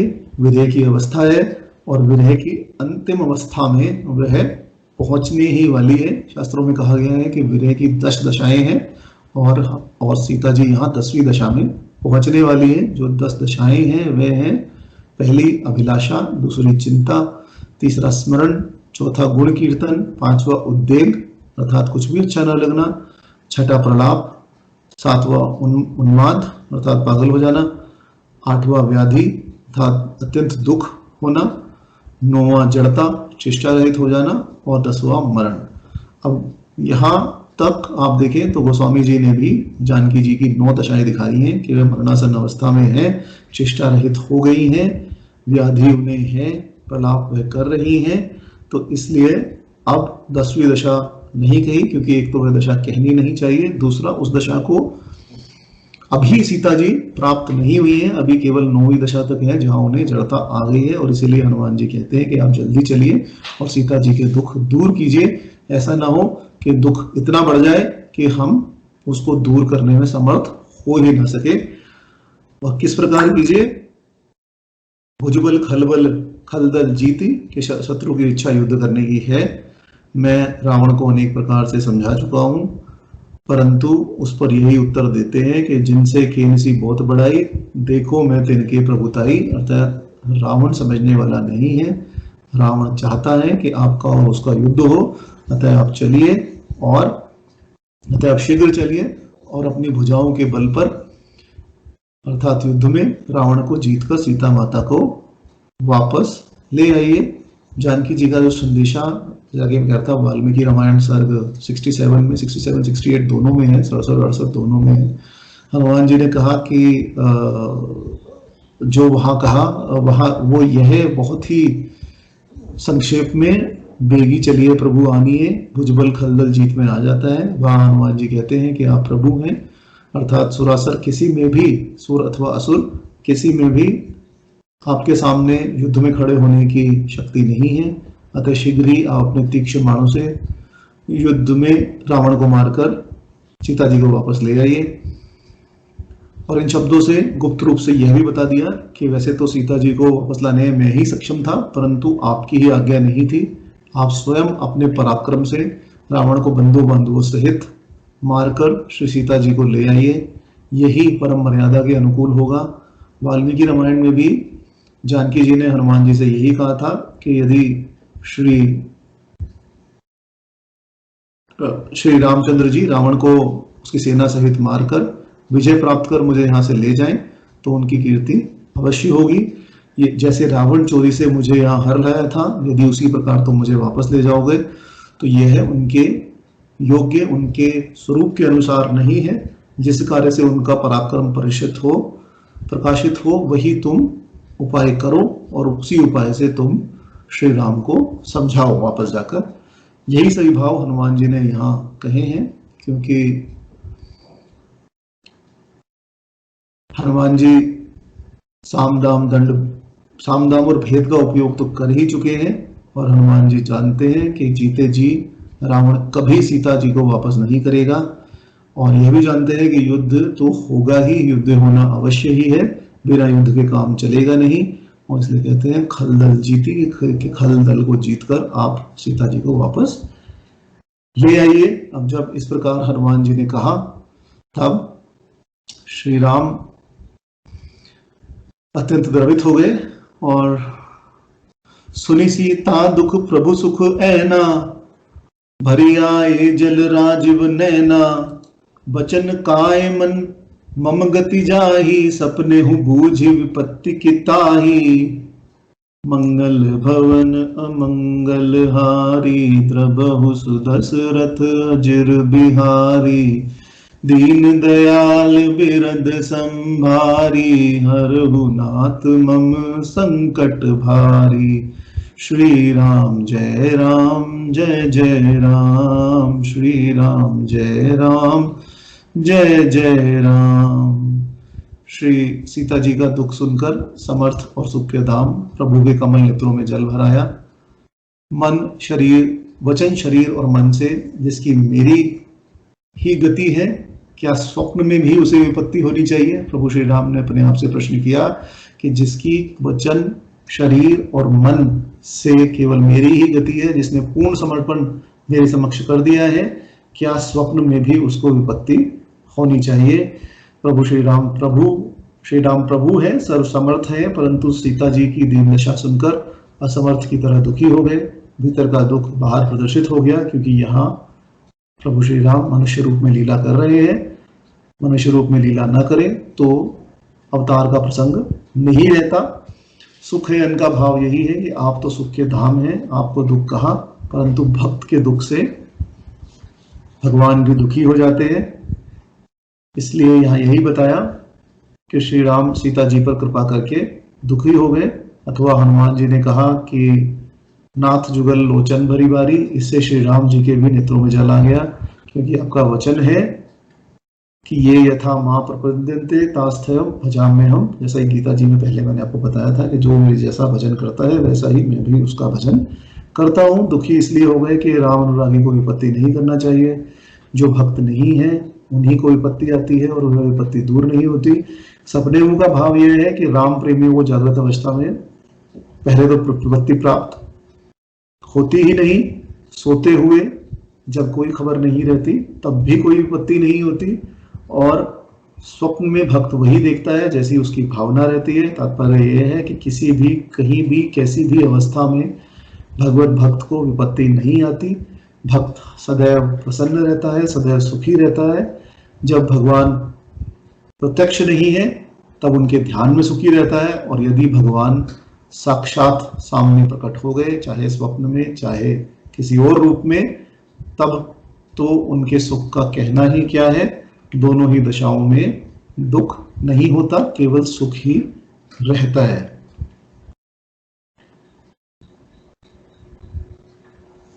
आगे हनुमान जी ने इन्हीं बातों का समर्थन करते हुए कहा, कह हनुमंत विपत्ति प्रभु सोई, जब तब सुमिरन भजन न होई। केतिक बात प्रभु जातु धान की, रिप हुई जीति अनीबी जान की। मंगल भवन अमंगल हारी, द्रबहु सुदशरथ अजिर बिहारी। दीन दयाल बिरद संभारी, हरहु नाथ मम संकट भारी। श्री राम जय राम, श्री राम जय जय राम। हनुमान जी ने आगे कहा कि हे प्रभु, विपत्ति वही है कि जब आपका भजन स्मरण नहीं होता। राक्षसों की तो बात ही कितनी है, आप शत्रुओं को जीतकर जानकी जी को अवश्य ही ले आएंगे। हनुमान जी वस्तुतः यहाँ यही कह रहे हैं कि सीता जी मन क्रम वचन से आपकी चरणानुरागिनी है, मन से चरण सेवा करती है, वचन से नाम स्मरण करती है, परंतु साक्षात रूप में चरण सेवा करने का अवसर उनको नहीं मिल पा रहा है, और भक्त के लिए यही विपत्ति है। इसमें बाधक राक्षस है, अतः उनको मारकर जब आप जानकी जी को वापस ले आएंगे, तब उनकी यह विपत्ति भी मिट जाएगी और जानकी जी आपकी चरण सेवा कर पाएंगी। इस प्रकार हनुमान जी ने जानकी जी की विपत्ति कही और राम जी सुनकर सजल नयन हुए।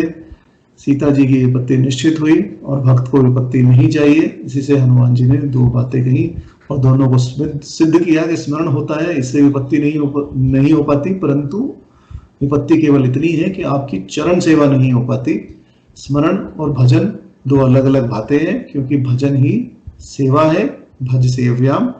अब यदि यही कहें कि श्री सीता जी तो सदैव प्रभु के हृदय में बसती हैं, पर हनुमान जी उनको बिना पति का कहते हैं, उस पर श्री राम जी ने कहा, सपने बूझे विपत्ति की ताई, अर्थात मैं तो सदैव उनके साथ हूं, तब उन्हें विपत्ति कैसी। प्रभु के वचन और उनका आशय समझकर हनुमान जी ने भी उनको पतियुक्त कहा कि मन से तो वह सेवा करती है, परंतु प्रत्यक्ष सेवा नहीं कर पाती, और यही उनको विपत्ति है। आप चलिए और उनका दुख दूर कीजिए।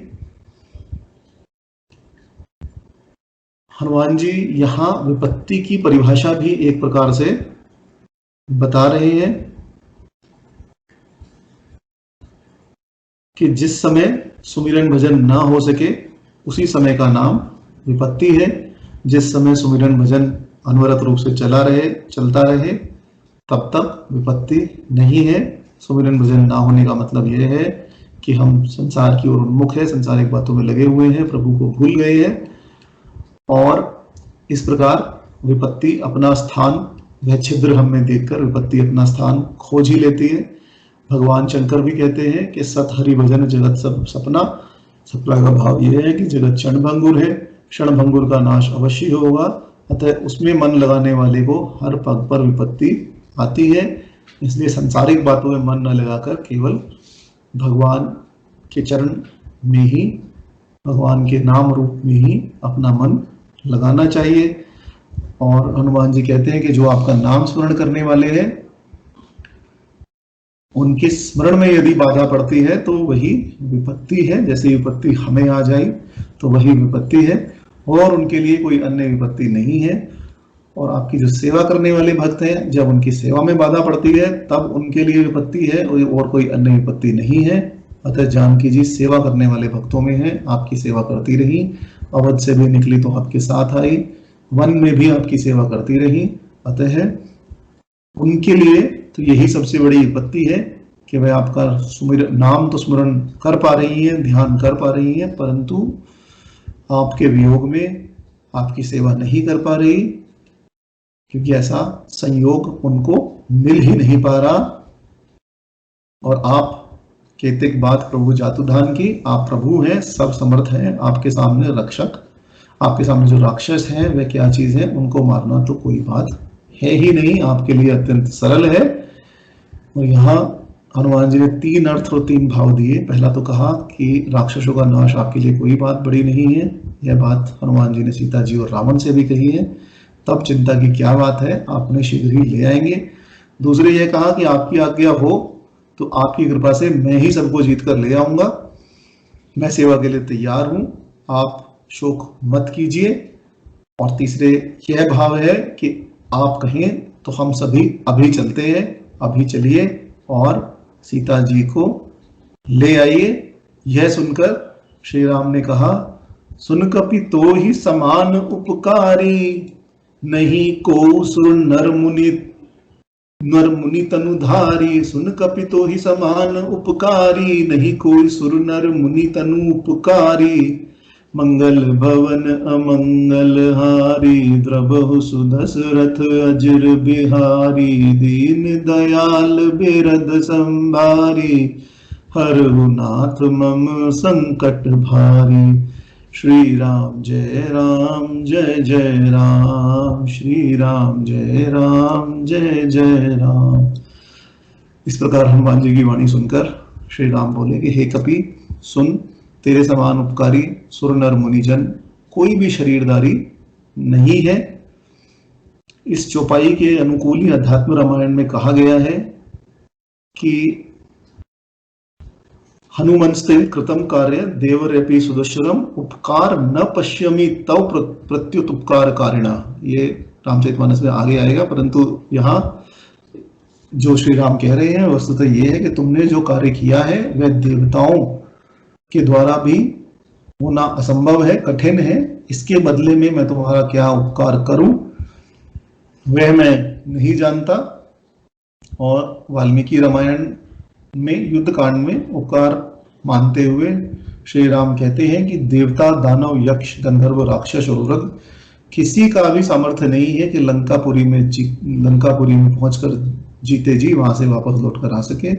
और तुम्हारे अतिरिक्त, हनुमान जी के अतिरिक्त किसी की अन्य शक्ति नहीं थी कि वह अकेला उसमें प्रवेश कर पाता। श्री सीता जी का समाचार लेकर आने से तथा बलवान लक्ष्मण सीता जी का समाचार लेकर आने से मैं तथा बलवान लक्ष्मण और अन्य रघुवंशी सभी अपने धर्म पर स्थित रह सके, सभी का धर्म बच गया।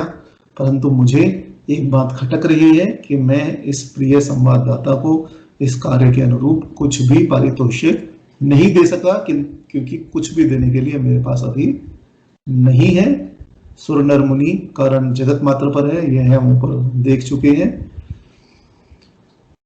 और यहाँ श्री राम ने कहा कि देव, ऋषि और पितृगण यह सभी पर रहता है, परंतु यह तुम्हारे भी ऋणी हो गए। अर्थात अब तुम्हारी स्थिति कुछ ऐसी है कि देवता, ऋषि और पितृ भी तुम्हारा ऋण नहीं चुका सकते, तुम्हारा प्रत्युपकार नहीं कर सकते। और तीनों ही लिखे, और यह भी लिखा कि यह विशेष उपकारी होते हैं, जीव वैसा उपकार नहीं कर सकते। अभिप्राय यह है कि कपि रूप होने से भी, बंदर का रूप धारण करने पर भी तुमने जो उपकार मेरे ऊपर किया है वैसा उपकार कोई अन्य नहीं कर सकता। दुष्कर कार्य कोई कार्य कर नहीं सकता था, ये कार्य इतना दुष्कर था क्योंकि सभी रावण से भयभीत रहते हैं। दूसरे वह सभी स्वार्थी होते हैं, केवल स्वार्थ मिलने पर ही अपना कार्य करते हैं। जैसा कि हम पहले देखा था, सुर नर मुनि सबके रीति, स्वार्थ लागे करहि सब प्रीति। और तुमने तो स्वार्थ रहित उपकार किया है, अतः ऐसा उपकार करने वाला कोई अन्य मेरे लिए नहीं है। सुर से स्वर्गलोक, नर से मुनि लोक और भूलोक कहे,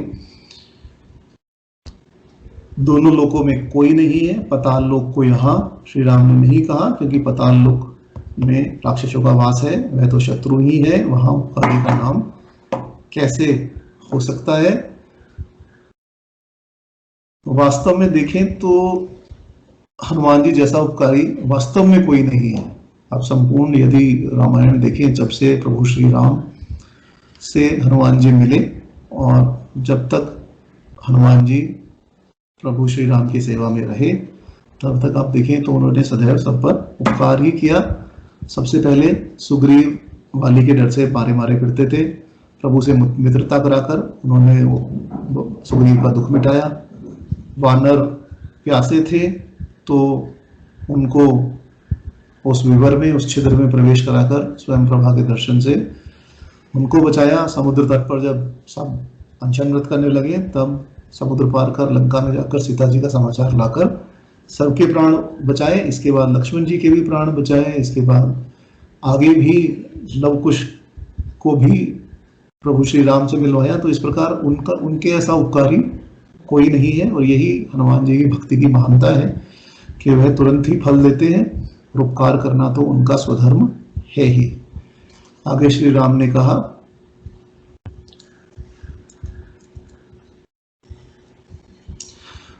प्रति उपकार करो का तोरा, सन्मुख होई न सकत मन मोरा।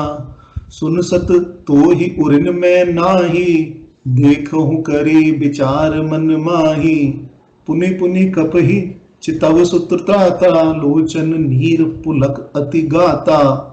मंगल भवन अमंगल हारी, द्रबहु सुदशरथ अजिर बिहारी। दीन दयाल बिरद संभारी, हरहु नाथ मम संकट भारी।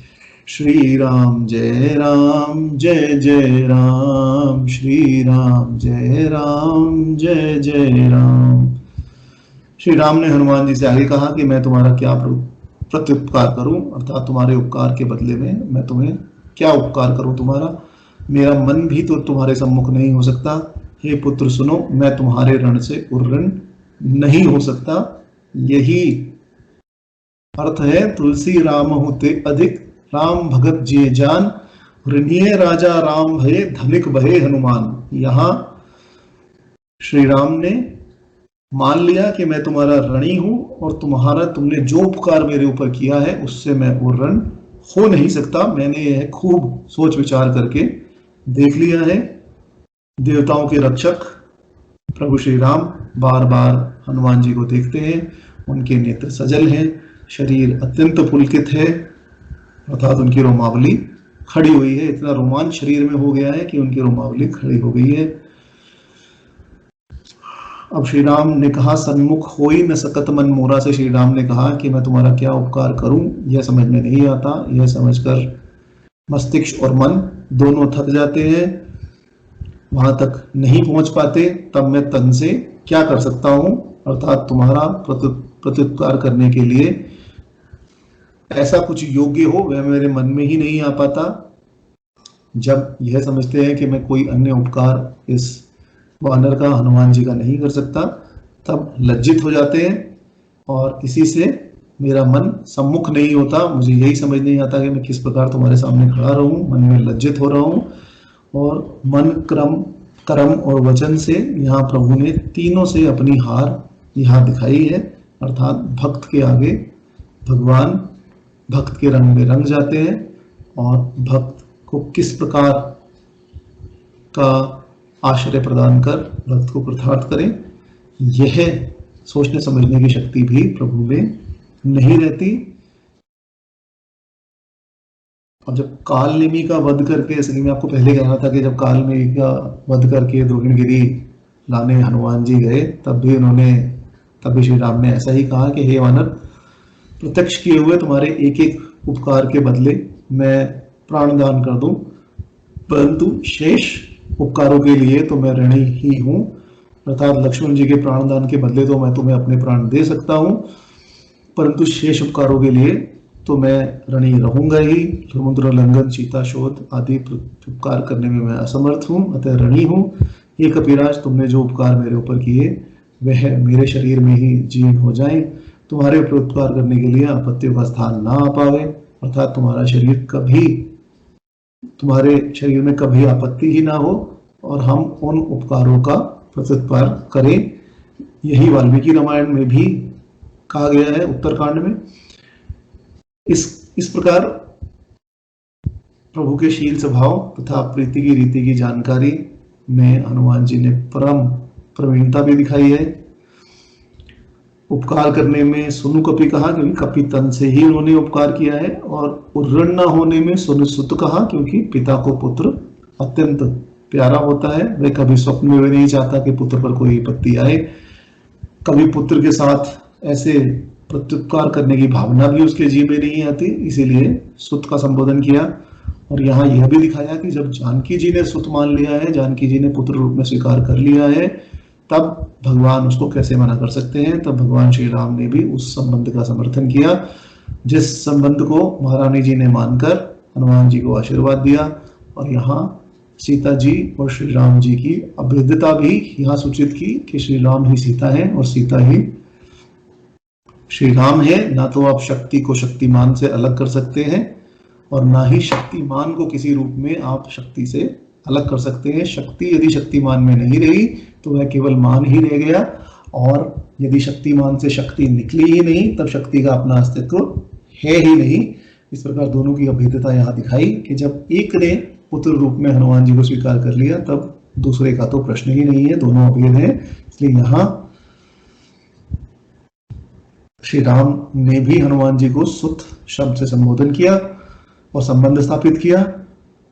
और वैसे भी सुत का जन्म माता से ही पहले होता है, माता ही उसे पहले देखती है, माता ही उसे पहले जानती है और उसके बाद पिता जानते हैं। इसी कारण पहले सीता जी ने जब हनुमान जी को पुत्र रूप में स्वीकार कर लिया, तब श्री राम ने भी सहर्ष हनुमान जी को पुत्र रूप में स्वीकार कर लिया। इस प्रकार कहकर श्री राम पुनि पुनि कप ही चितौ सुरत्रा था, बार बार हनुमान जी की ओर देखने लगे। देखने का कारण यह है कि मन सम्मुख नहीं होता, इस पर भी नेत्रों को किसी भी प्रकार की शांति प्राप्त नहीं होती। बार बार देखते हैं, दृष्टि सामने से नीची हो जाती है, फिर आंख उठाकर देख लेते हैं। एक बार देखा फिर नीचे कर लिया, फिर देखा फिर नीचे कर ली, और इस प्रकार इतने अधिक हनुमान जी के प्रति कृतज्ञ हो गए हैं श्री राम कि उनके सामने पड़ते ही उनका मन लज्जित हो जाता है। अथवा आप ये भी कह सकते हैं कि हनुमान जी के प्रति उनके हृदय में इतना अधिक प्रेम उमड़ आया है कि हनुमान जी को बार बार देखते हैं। जिनकी कृपा दृष्टि के लिए देवगण भी तरसते हैं और चाहते हैं कि प्रभु हमारी ओर केवल एक बार कृपा दृष्टि से देख लें, वही सर्वसमर्थ अखिल ब्रह्मांड नायक श्री राम आज बारंबार हनुमान जी की ओर देखते हैं कि इसने हमारा बड़ा काम किया, हमारे ऊपर बड़ा उपकार किया। अब मैं प्रत्युपकार तो कर नहीं सकता, अतः अपने नेत्रों से ही हनुमान जी को कृतार्थ कर देता हूं। श्री राम को यहाँ सुरत्राता कहा कि जो प्रभु देवताओं का भी उपकार करते हैं वह आज एक कपि के उपकार के वश में हो गए। जैसे भक्त भगवान को देखकर पुलकित होते हैं, वैसे ही भगवान भी भक्त को देखकर यहाँ पुलकित हो रहे हैं और बार बार हनुमान जी की ओर देखकर हनुमान जी की शोभा को बढ़ा रहे हैं। इससे अधिक क्या चाहिए कि प्रभु ने उठाकर अपने गले लगा लिया और प्रभु के हृदय में इतना अधिक प्रेम उमड़ आया कि वह बाकी सब छोड़कर केवल भक्त को ही बार बार देख रहे हैं। इससे अधिक भक्त कुछ नहीं चाहता। यही भगवान के प्रेम की अति है जो हनुमान जी ने प्राप्त कर ली है। और परंतु हनुमान जी भी असली भक्त हैं, और कोई भक्त होता, लौकिक भक्त होता, तो अभी वह उड़ता फिरता समस्त ब्रह्मांड में और कहता कि देखिए प्रभु ने हमें भक्त रूप में स्वीकार कर लिया है, हमारी इतनी अधिक महत्ता प्रभु ने स्वीकार कर ली है कि अब हमारे सामने कोई नहीं टिक सकता। परंतु हनुमान जी भक्त शिरोमणि है, इसलिए हनुमान जी ने प्रभु के वचन सुनने के पश्चात क्या किया। सुन प्रभु वचन बिलो की मुख, गात हर्षि हनुमन, चरण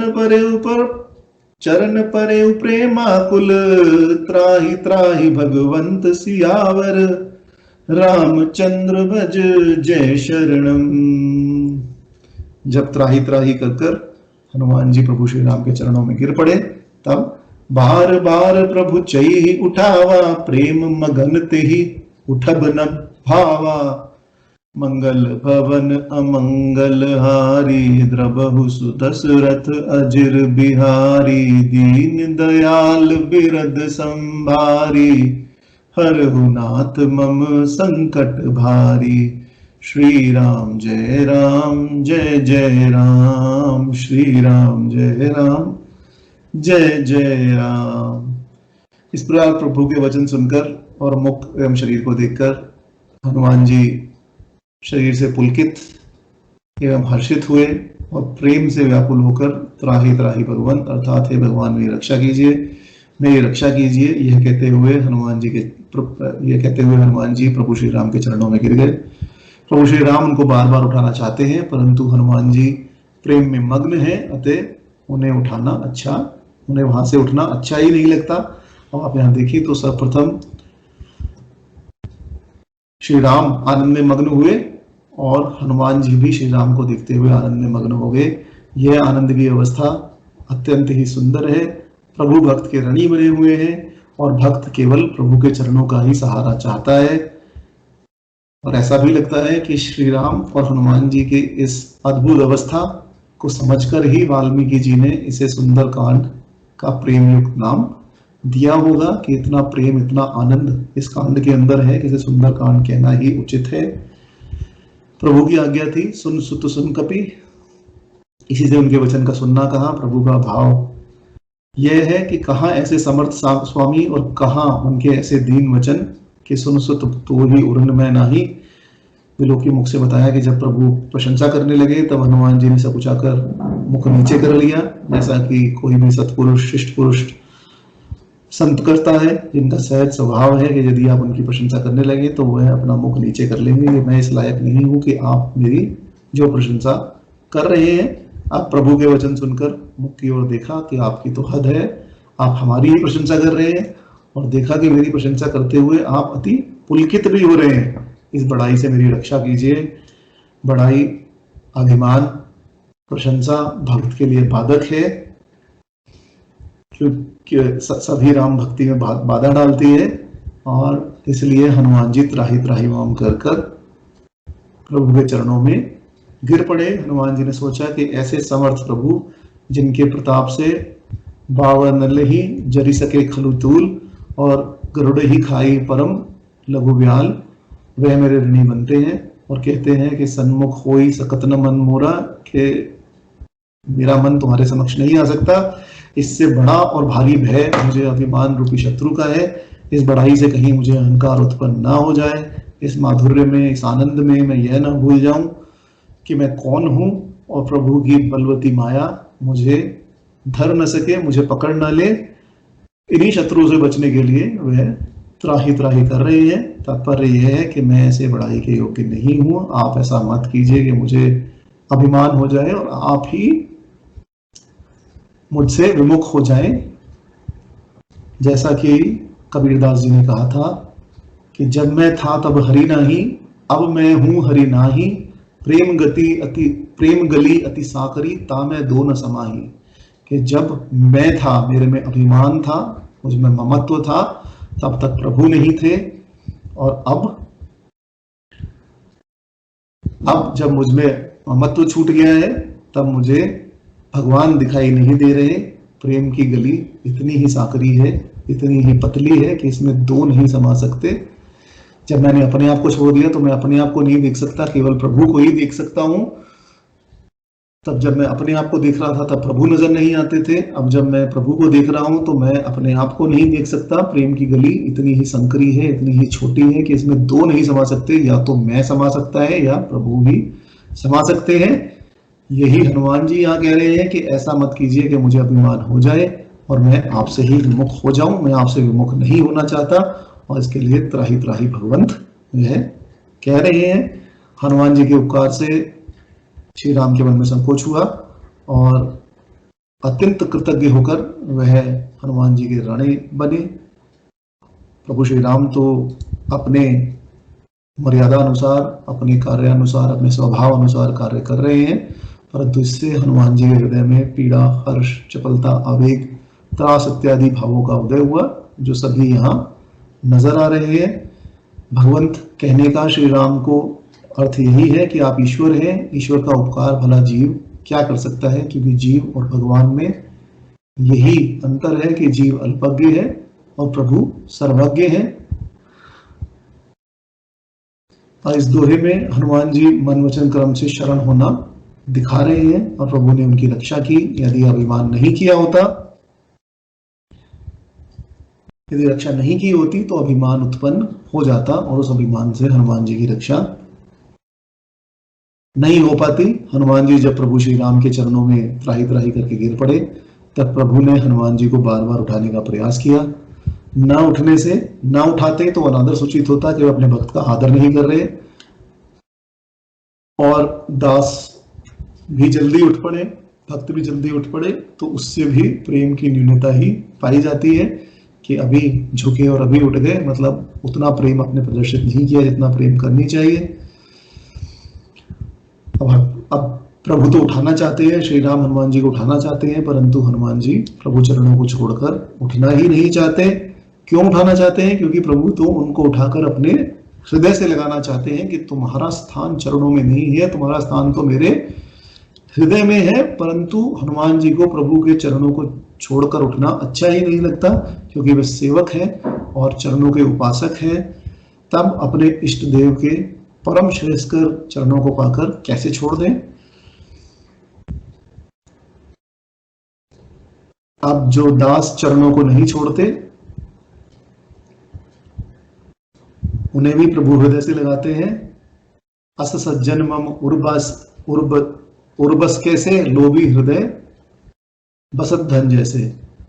तो इस प्रकार हनुमान जी के वचन सुनकर प्रभु प्रेम में मग्न हो गए और श्री राम के वचन सुनकर हनुमान जी उनके प्रेम में मग्न हो गए। यही भगवान और भक्त का अनन्य प्रेम है कि दोनों एक दूसरे के प्रेम में मग्न हो जाते हैं। जैसे ही हनुमान जी प्रभु के चरणों में गिरे, तभी प्रभु ने उठावा, अर्थात अपने हाथों का सहारा दिया। उस समय हनुमान जी प्रभु श्री राम की चरण रज का स्पर्श नहीं कर पाए थे, इस वजह से उठना नहीं चाहा। प्रभु के वचनों को सुनकर हनुमान जी भयभीत भी हो गए थे, इसलिए भी चरणों में गिरे। जब प्रभु ने उठाना चाहा, तब हनुमान जी अत्यधिक भयभीत हो गए कि ये तो मुझे दूर करना चाहते हैं, शायद मेरे मन में अभिमान आ गया, इसलिए उन्होंने उठना नहीं चाहा। फिर क्यों नहीं उठना चाहते? क्योंकि वे प्रेम में डूबे हुए हैं। प्रभु के चरणों की प्राप्ति कर कमलों की छाया भी है, और सिर पर साक्षात हनुमान जी के सिर पर साक्षात श्री राम जी ने हाथ भी रखा हुआ है। किसी भक्त को यदि इन सब की प्राप्ति हो जाए कि आप चरण कमलों को पकड़ सके और प्रभु का वरद हस्त आपके मस्तक पर हो, तब वहां से उस सुख की अनुभूति से कौन दूर हटना चाहेगा। और जिसकी दशा का स्मरण कर गौरीश भी मग्न हो गए। आगे आएगा कि इस प्रकार शिव जी भी इस दशा को देखकर, इस दशा का वर्णन करके शिव जी भी मग्न हो गए, इसलिए हनुमान जी वहां से नहीं उठे। भरत जी को, जब भरत राम जी मिलाप होगा, तब आप देखेंगे कि भरत जी को बलपूर्वक श्री राम ने उठा लिया था। परे भूमि नहीं उठत उठाए, बर करी कृपा सिंधु उर लाए। वैसे ही हनुमान जी को क्यों ना उठाया? तो इसका उत्तर यही है कि भरत जी हालांकि दास्य भाव से प्रभु के चरणों में गिरे हुए थे, परंतु रघुनंदन जी ने विचार किया कि हालांकि इन्होंने दास्य भाव स्वीकार कर लिया है, परंतु हैं तो ये मेरे भाई ही, अतः मेरे समान ही आदरणीय है, इनका स्थान मेरे साथ है, मेरी बगल में है, और दासों का स्थान चरण है। अतः लौकिक रीति से भरत जी ने श्री राम को प्रभु रूप में स्वीकार कर लिया था, अपने आप को दास्य भाव में स्वीकार कर लिया था, परंतु प्रभु ने सदैव इनके प्रति भातृ भाव, भाई का प्रेम ही दिखाया। इसी से उनको तुरंत बलपूर्वक उठा लिया। परंतु हनुमान जी को तो सदा के दास श्री राम मान ही चुके हैं, और जब इन्होंने नहीं उठना चाहा, तब उन्होंने बलपूर्वक नहीं उठाया, यह विचार कर कि इस समय हनुमान जी ने अपने परम धन को प्राप्त कर लिया है, कुछ समय तक इसका अनुभव कर लें, तब मैं इन्हें उठाऊं, अन्यथा यही अपने चरणों में पड़ा रहने दूं। अब इसका ध्यान कर किस प्रकार शिव जी भी मग्न हुए। प्रभु कर पंकज कपितै सीसा, सुमिर सुदशा मगन गौरीसा। सावधान मन करि पुनि शंकर, लागे कहन कथाति सुंदर, मंगल भवन अमंगल हारी, द्रबहु सुदशरथ अजिर बिहारी, दीन दयाल बिरद संभारी, हरहु नाथ मम संकट भारी। श्री राम जय राम, श्री राम जय राम। प्रभु का करकमल वरद हस्त हनुमान जी के सिर पर है। इस प्रेम की दशा का स्मरण करके गौरीश जी, शिव जी भी प्रेम में मग्न हो गए। फिर मन को सावधान करके शिव जी अत्यंत सुंदर कथा कहने लगे। हनुमान जी महारुद्र अवतार ही हैं। शिव जी यह विचार कर आनंद और प्रेम, शिव जी ने यह विचार किया कि उस रूप में मुझे आनंद और प्रेम प्राप्त हुआ था, और उस दशा को स्मरण करके, उसका ध्यान करके कि हमारे सिर पर प्रभु ने अपना हाथ रखा हुआ था, वह स्वयं भी मग्न हो गए। अथवा यह अलभ्य लाभ है जिसकी इच्छा सभी महात्मा करते हैं, परंतु किसी किसी को ही इसका सौभाग्य प्राप्त होता है। उस दशा का स्मरण कर कर उसमें मग्न हो गए। सुमीर कहकर बताया कि शिव जी अपने शिव रूप में उस दशा का अनुभव नहीं कर सकते थे, इसीलिए उन्होंने राज्याभिषेक के समय अनपायनी, न प्राप्त होने वाली भक्ति की याचना की और कहा, बार बार मांगू हर्षि देहु श्री रंग, पद सरोज अनपायनी, भक्ति सदा सत्संग। और हनुमान जी को तत्काल काल के लिए उसी की प्राप्ति हो गई। सदा सत्संग, सदा भक्ति की प्राप्ति हनुमान जी को हो गई, और हनुमान जी सदा श्री रंग, श्री राम जी के भक्ति में ही मग्न रहने लगे। सीता जी की शोध के समय किष्किंधा से प्रस्थान करते समय भी राम जी ने अपना हाथ हनुमान जी के सिर पर रखा था, और अब भी रखा। गौरीश पद से यह सूचित किया कि गौरी और ईश अर्थात शंकर भगवान, श्रोता वक्ता दोनों ही मग्न हो गए। यहाँ आप देखिए तो सभी मग्न है, श्री राम भी मग्न है, कपि भी मग्न है, वक्ता भी मग्न है, और ग्रंथाकार गोस्वामी तुलसीदास जी भी मग्न है। इसीलिए कथा को अति सुंदर कहा। आगे केवल शंकर जी का मन सावधान करना कहा कि जब इस प्रकार की अनुभूति शिव जी को हुई, तब शिव जी और पार्वती माता दोनों मग्न हो गए। परंतु उसके बाद पार्वती माता उसी अवस्था में मग्न रही, परंतु शंकर जी सावधान हो गए और उन्होंने आगे सुंदर कथा कहनी शुरू की। श्री रामचंद्र जी अपना हाथ हनुमान जी के सिर पर रखकर मानो अपना ऋण चुका रहे हैं। उस ऋण को चुकाने में रामचंद्र जी ने क्या हनुमान जी को दिया, यह तो केवल पाने वाला ही जान सकता है। जिसके स्मरण से शिव जी स्वयं मग्न हो गए, उसका वर्णन तो वाणी से किया ही नहीं जा सकता।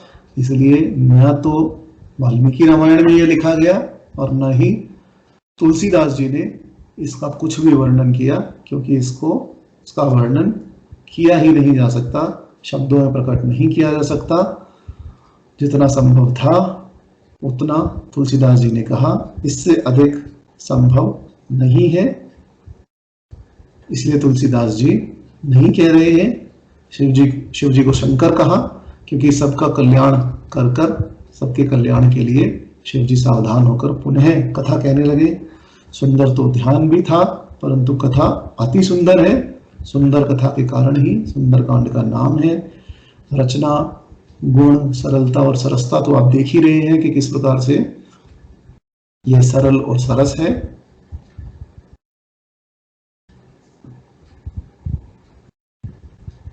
अब इतनी अति सुंदर कथा है कि इसमें भगवान श्री हनुमान को सर्वप्रथम पुत्र बनाते हैं, फिर उनके ऋणी बनते हैं। एक ही प्रसंग में अपने भक्त से बार बार मिलते हैं, उनको उठाना चाहते हैं, परंतु वे उठते नहीं हैं, चरण कमलों पर पड़े हैं, और भगवान बार बार उनके सिर पर अपना वरद हस्त रखकर हाथ फेर रहे हैं। भगवान और भक्त दोनों प्रेम में मग्न हैं।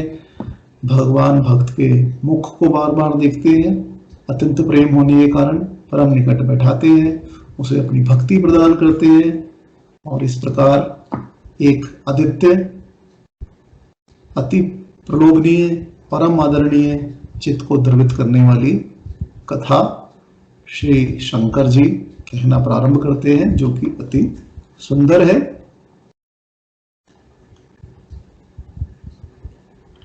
एक और पद यहाँ ले लेते हैं, एक अर्धाली यहाँ ले लेते हैं और इसके बाद हम थोड़ा विराम देंगे, क्योंकि अब 10:30 बज गए हैं। आधा घंटा हालांकि हमारा थोड़ा व्यर्थ चला गया था, परंतु एक ही अर्धाली लेकर हम यहाँ आज विराम देते हैं। इसके आगे फिर हनुमान जी लंका का वर्णन करना प्रारंभ करेंगे। जब श्री राम पूछेंगे कि कहिए वर्णा कि लंका कैसी है, मैंने सुना है कि वह दुर्ग अति बंका है, तब हनुमान जी आगे अभिमान छोड़कर कहना प्रारंभ करेंगे कि कैसा है और कैसे मैंने इतना भयंकर कार्य किया। अब जब हनुमान जी श्री राम के चरणों में पड़े हैं, तब प्रभु श्री राम ने कपि उठाई प्रभु हृदय लगावा, कर गाही परम निकट बैठावा, मंगल भवन अमंगल हारी, द्रबहु सुदशरथ अजर बिहारी, दीन दयाल बिरद संभारी, हरहु नाथ मम संकट भारी। श्री राम जय राम जय जय राम, श्री राम जय राम जय जय राम। हनुमान जी को उठाकर प्रभु ने हृदय से लगाया और हाथ पकड़कर अपने एकदम समीप बिठा लिया। भगवान ने अपने को ऋणी कहा और कहा कि हनुमान जी के कार्य के अनुरूप कोई भी पारितोषिक, किसी भी प्रकार का कोई भी द्रव्य दक्षिणा कुछ भी नहीं दिया जा सकता। यह सोचकर, यह विचार कर अपना सर्वस्व दान, आलिंगन ही उनको प्रदान किया। उनके कार्य के अनुरूप पुरस्कार के रूप में उनको अपना आलिंगन प्रदान किया। यही वाल्मीकि रामायण में भी श्री राम ने कहा है कि जो हो मेरा यह सर्वदान रूप आलिंगन ही महात्मा हनुमान जी के कार्य के योग्य पुरस्कार है। यह कहकर पुलकित शरीर से श्री राम ने हनुमान जी को गले लगा लिया। और आध्यात्म रामायण में तो यह कहकर कि बदले में मैं तुम्हारा क्या उपकार करूं यह नहीं जानता, और फिर तुरंत कहते हैं कि लो मैं तुम्हें अभी अपना सर्वस्व सौंपता हूं। और ऐसा कहकर हनुमान जी को खींचकर गाढ़ आलिंगन करके उन्होंने कहा कि संसार में मुझ परमात्मा का आलिंगन मिलना अत्यंत दुर्लभ है, अतः तुम मेरे परम भक्त हो और प्रिय हो, इसलिए मैं तुम्हें आलिंगन प्रदान करता हूं। हनुमान जी जैसे ही चरणों में गिरे, तब सबसे पहले उठाना चाहा जी को श्री राम, परंतु प्रेम में मग्न होने के कारण उठा न पाए। तब प्रभु ने प्रबोध के लिए उनके अपना कर कमल उनके सिर पर रख दिया और फिर हृदय से लगा लिया। भाव यह है कि तुम मेरे हृदय में धारण करने योग्य हो, तुम चरणों में बैठने योग्य नहीं हो। और फिर जब चैतन्य युक्त तो देखा, तब हाथ पकड़कर अत्यंत निकट बैठा लिया। हनुमान जी उठना नहीं चाहते थे, बहुत देर तक पड़े रहे, परंतु प्रभु ने तब बरबस उठाकर हाथ पकड़ना और निकट बिठाना दोनों अत्यंत प्रेम एवं आदर को ही सूचित करते हैं। हाथ पकड़ने का भाव यह है कि जिस माया से भयभीत होकर तुम इस दशा को प्राप्त हुए हो, वह मेरे हाथ की छाया मात्र से ही निवृत्त हो जाएगी, अलग हो जाएगी। उसी हाथों से मैंने वो जो प्रोफेसर था तुम्हारे अधीन कर दिया है। निकट बैठाने का भाव भी यही है कि हनुमान जी भगवान के पार्श्ववर्ती होने योग्य हैं, जिस तरह का कार्य उन्होंने किया है। अब कहु कपि रावण पालित लंका के हे विधि देहु दुर्ग अति बंका, इस चौपाई से हम कल सुबह 8 बजे प्रारंभ करेंगे। कल सुबह गूगल मीट पर ही हम पहले ट्राई करेंगे, क्योंकि गूगल मीट हो सकता है आज कुछ उसमें दिक्कत आई हो, कल शायद ठीक चले, परंतु यदि नहीं चला तो फिर हम स्काइप पर ही वापस आ जाएंगे। तो आज हम शांति पाठ कर विराम करते हैं। ओम द्यौ शांतिरंतरिक्षं शांति पृथ्वी शांतिराप शांतिरोषधयः शांति वनस्पतयः शांति विश्वे देवा शांति ब्रह्मा शांति सर्वं शांति शांतिरेव शांति सामा शांतिरेधि। ओम शांति शांति शांति। भगवान शांति स्वरूप है, अतः वह समस्त विश्व के अधिभौतिक अधिदैविक और विघ्नों को, तीनों प्रकार के तापों और विघ्नों को सर्वथा शांत करें और हमें अपने वरद हस्त, जिस प्रकार का वरद हस्त उन्होंने हनुमान जी के मस्तक पर रखा, वह वरद हस्त हमारे मस्तक पर भी रखें और हम सभी को कृतार्थ करें। इन्हीं भावों के साथ आज हम यही विराम देते हैं। कल सुबह 8 बजे पुनः प्रारंभ करेंगे। आज हम चाह रहे थे कि आधा घंटा और अधिक मिल जाए तो और अधिक हम थोड़ा कुछ व्याख्या अधिक कर पाए, परंतु जैसी प्रभु की आज्ञा, आज तो 2 घंटा भी पूरा नहीं हुआ। तो कल हम फिर प्रयास करेंगे कि शायद आधा घंटा और कर सके, 8 बजे प्रारंभ करके 8:30 बजे तक यदि हम कर सके तो कल पुनः प्रयास करेंगे। तब तक के लिए आप सभी को प्रणाम। जय श्री राम।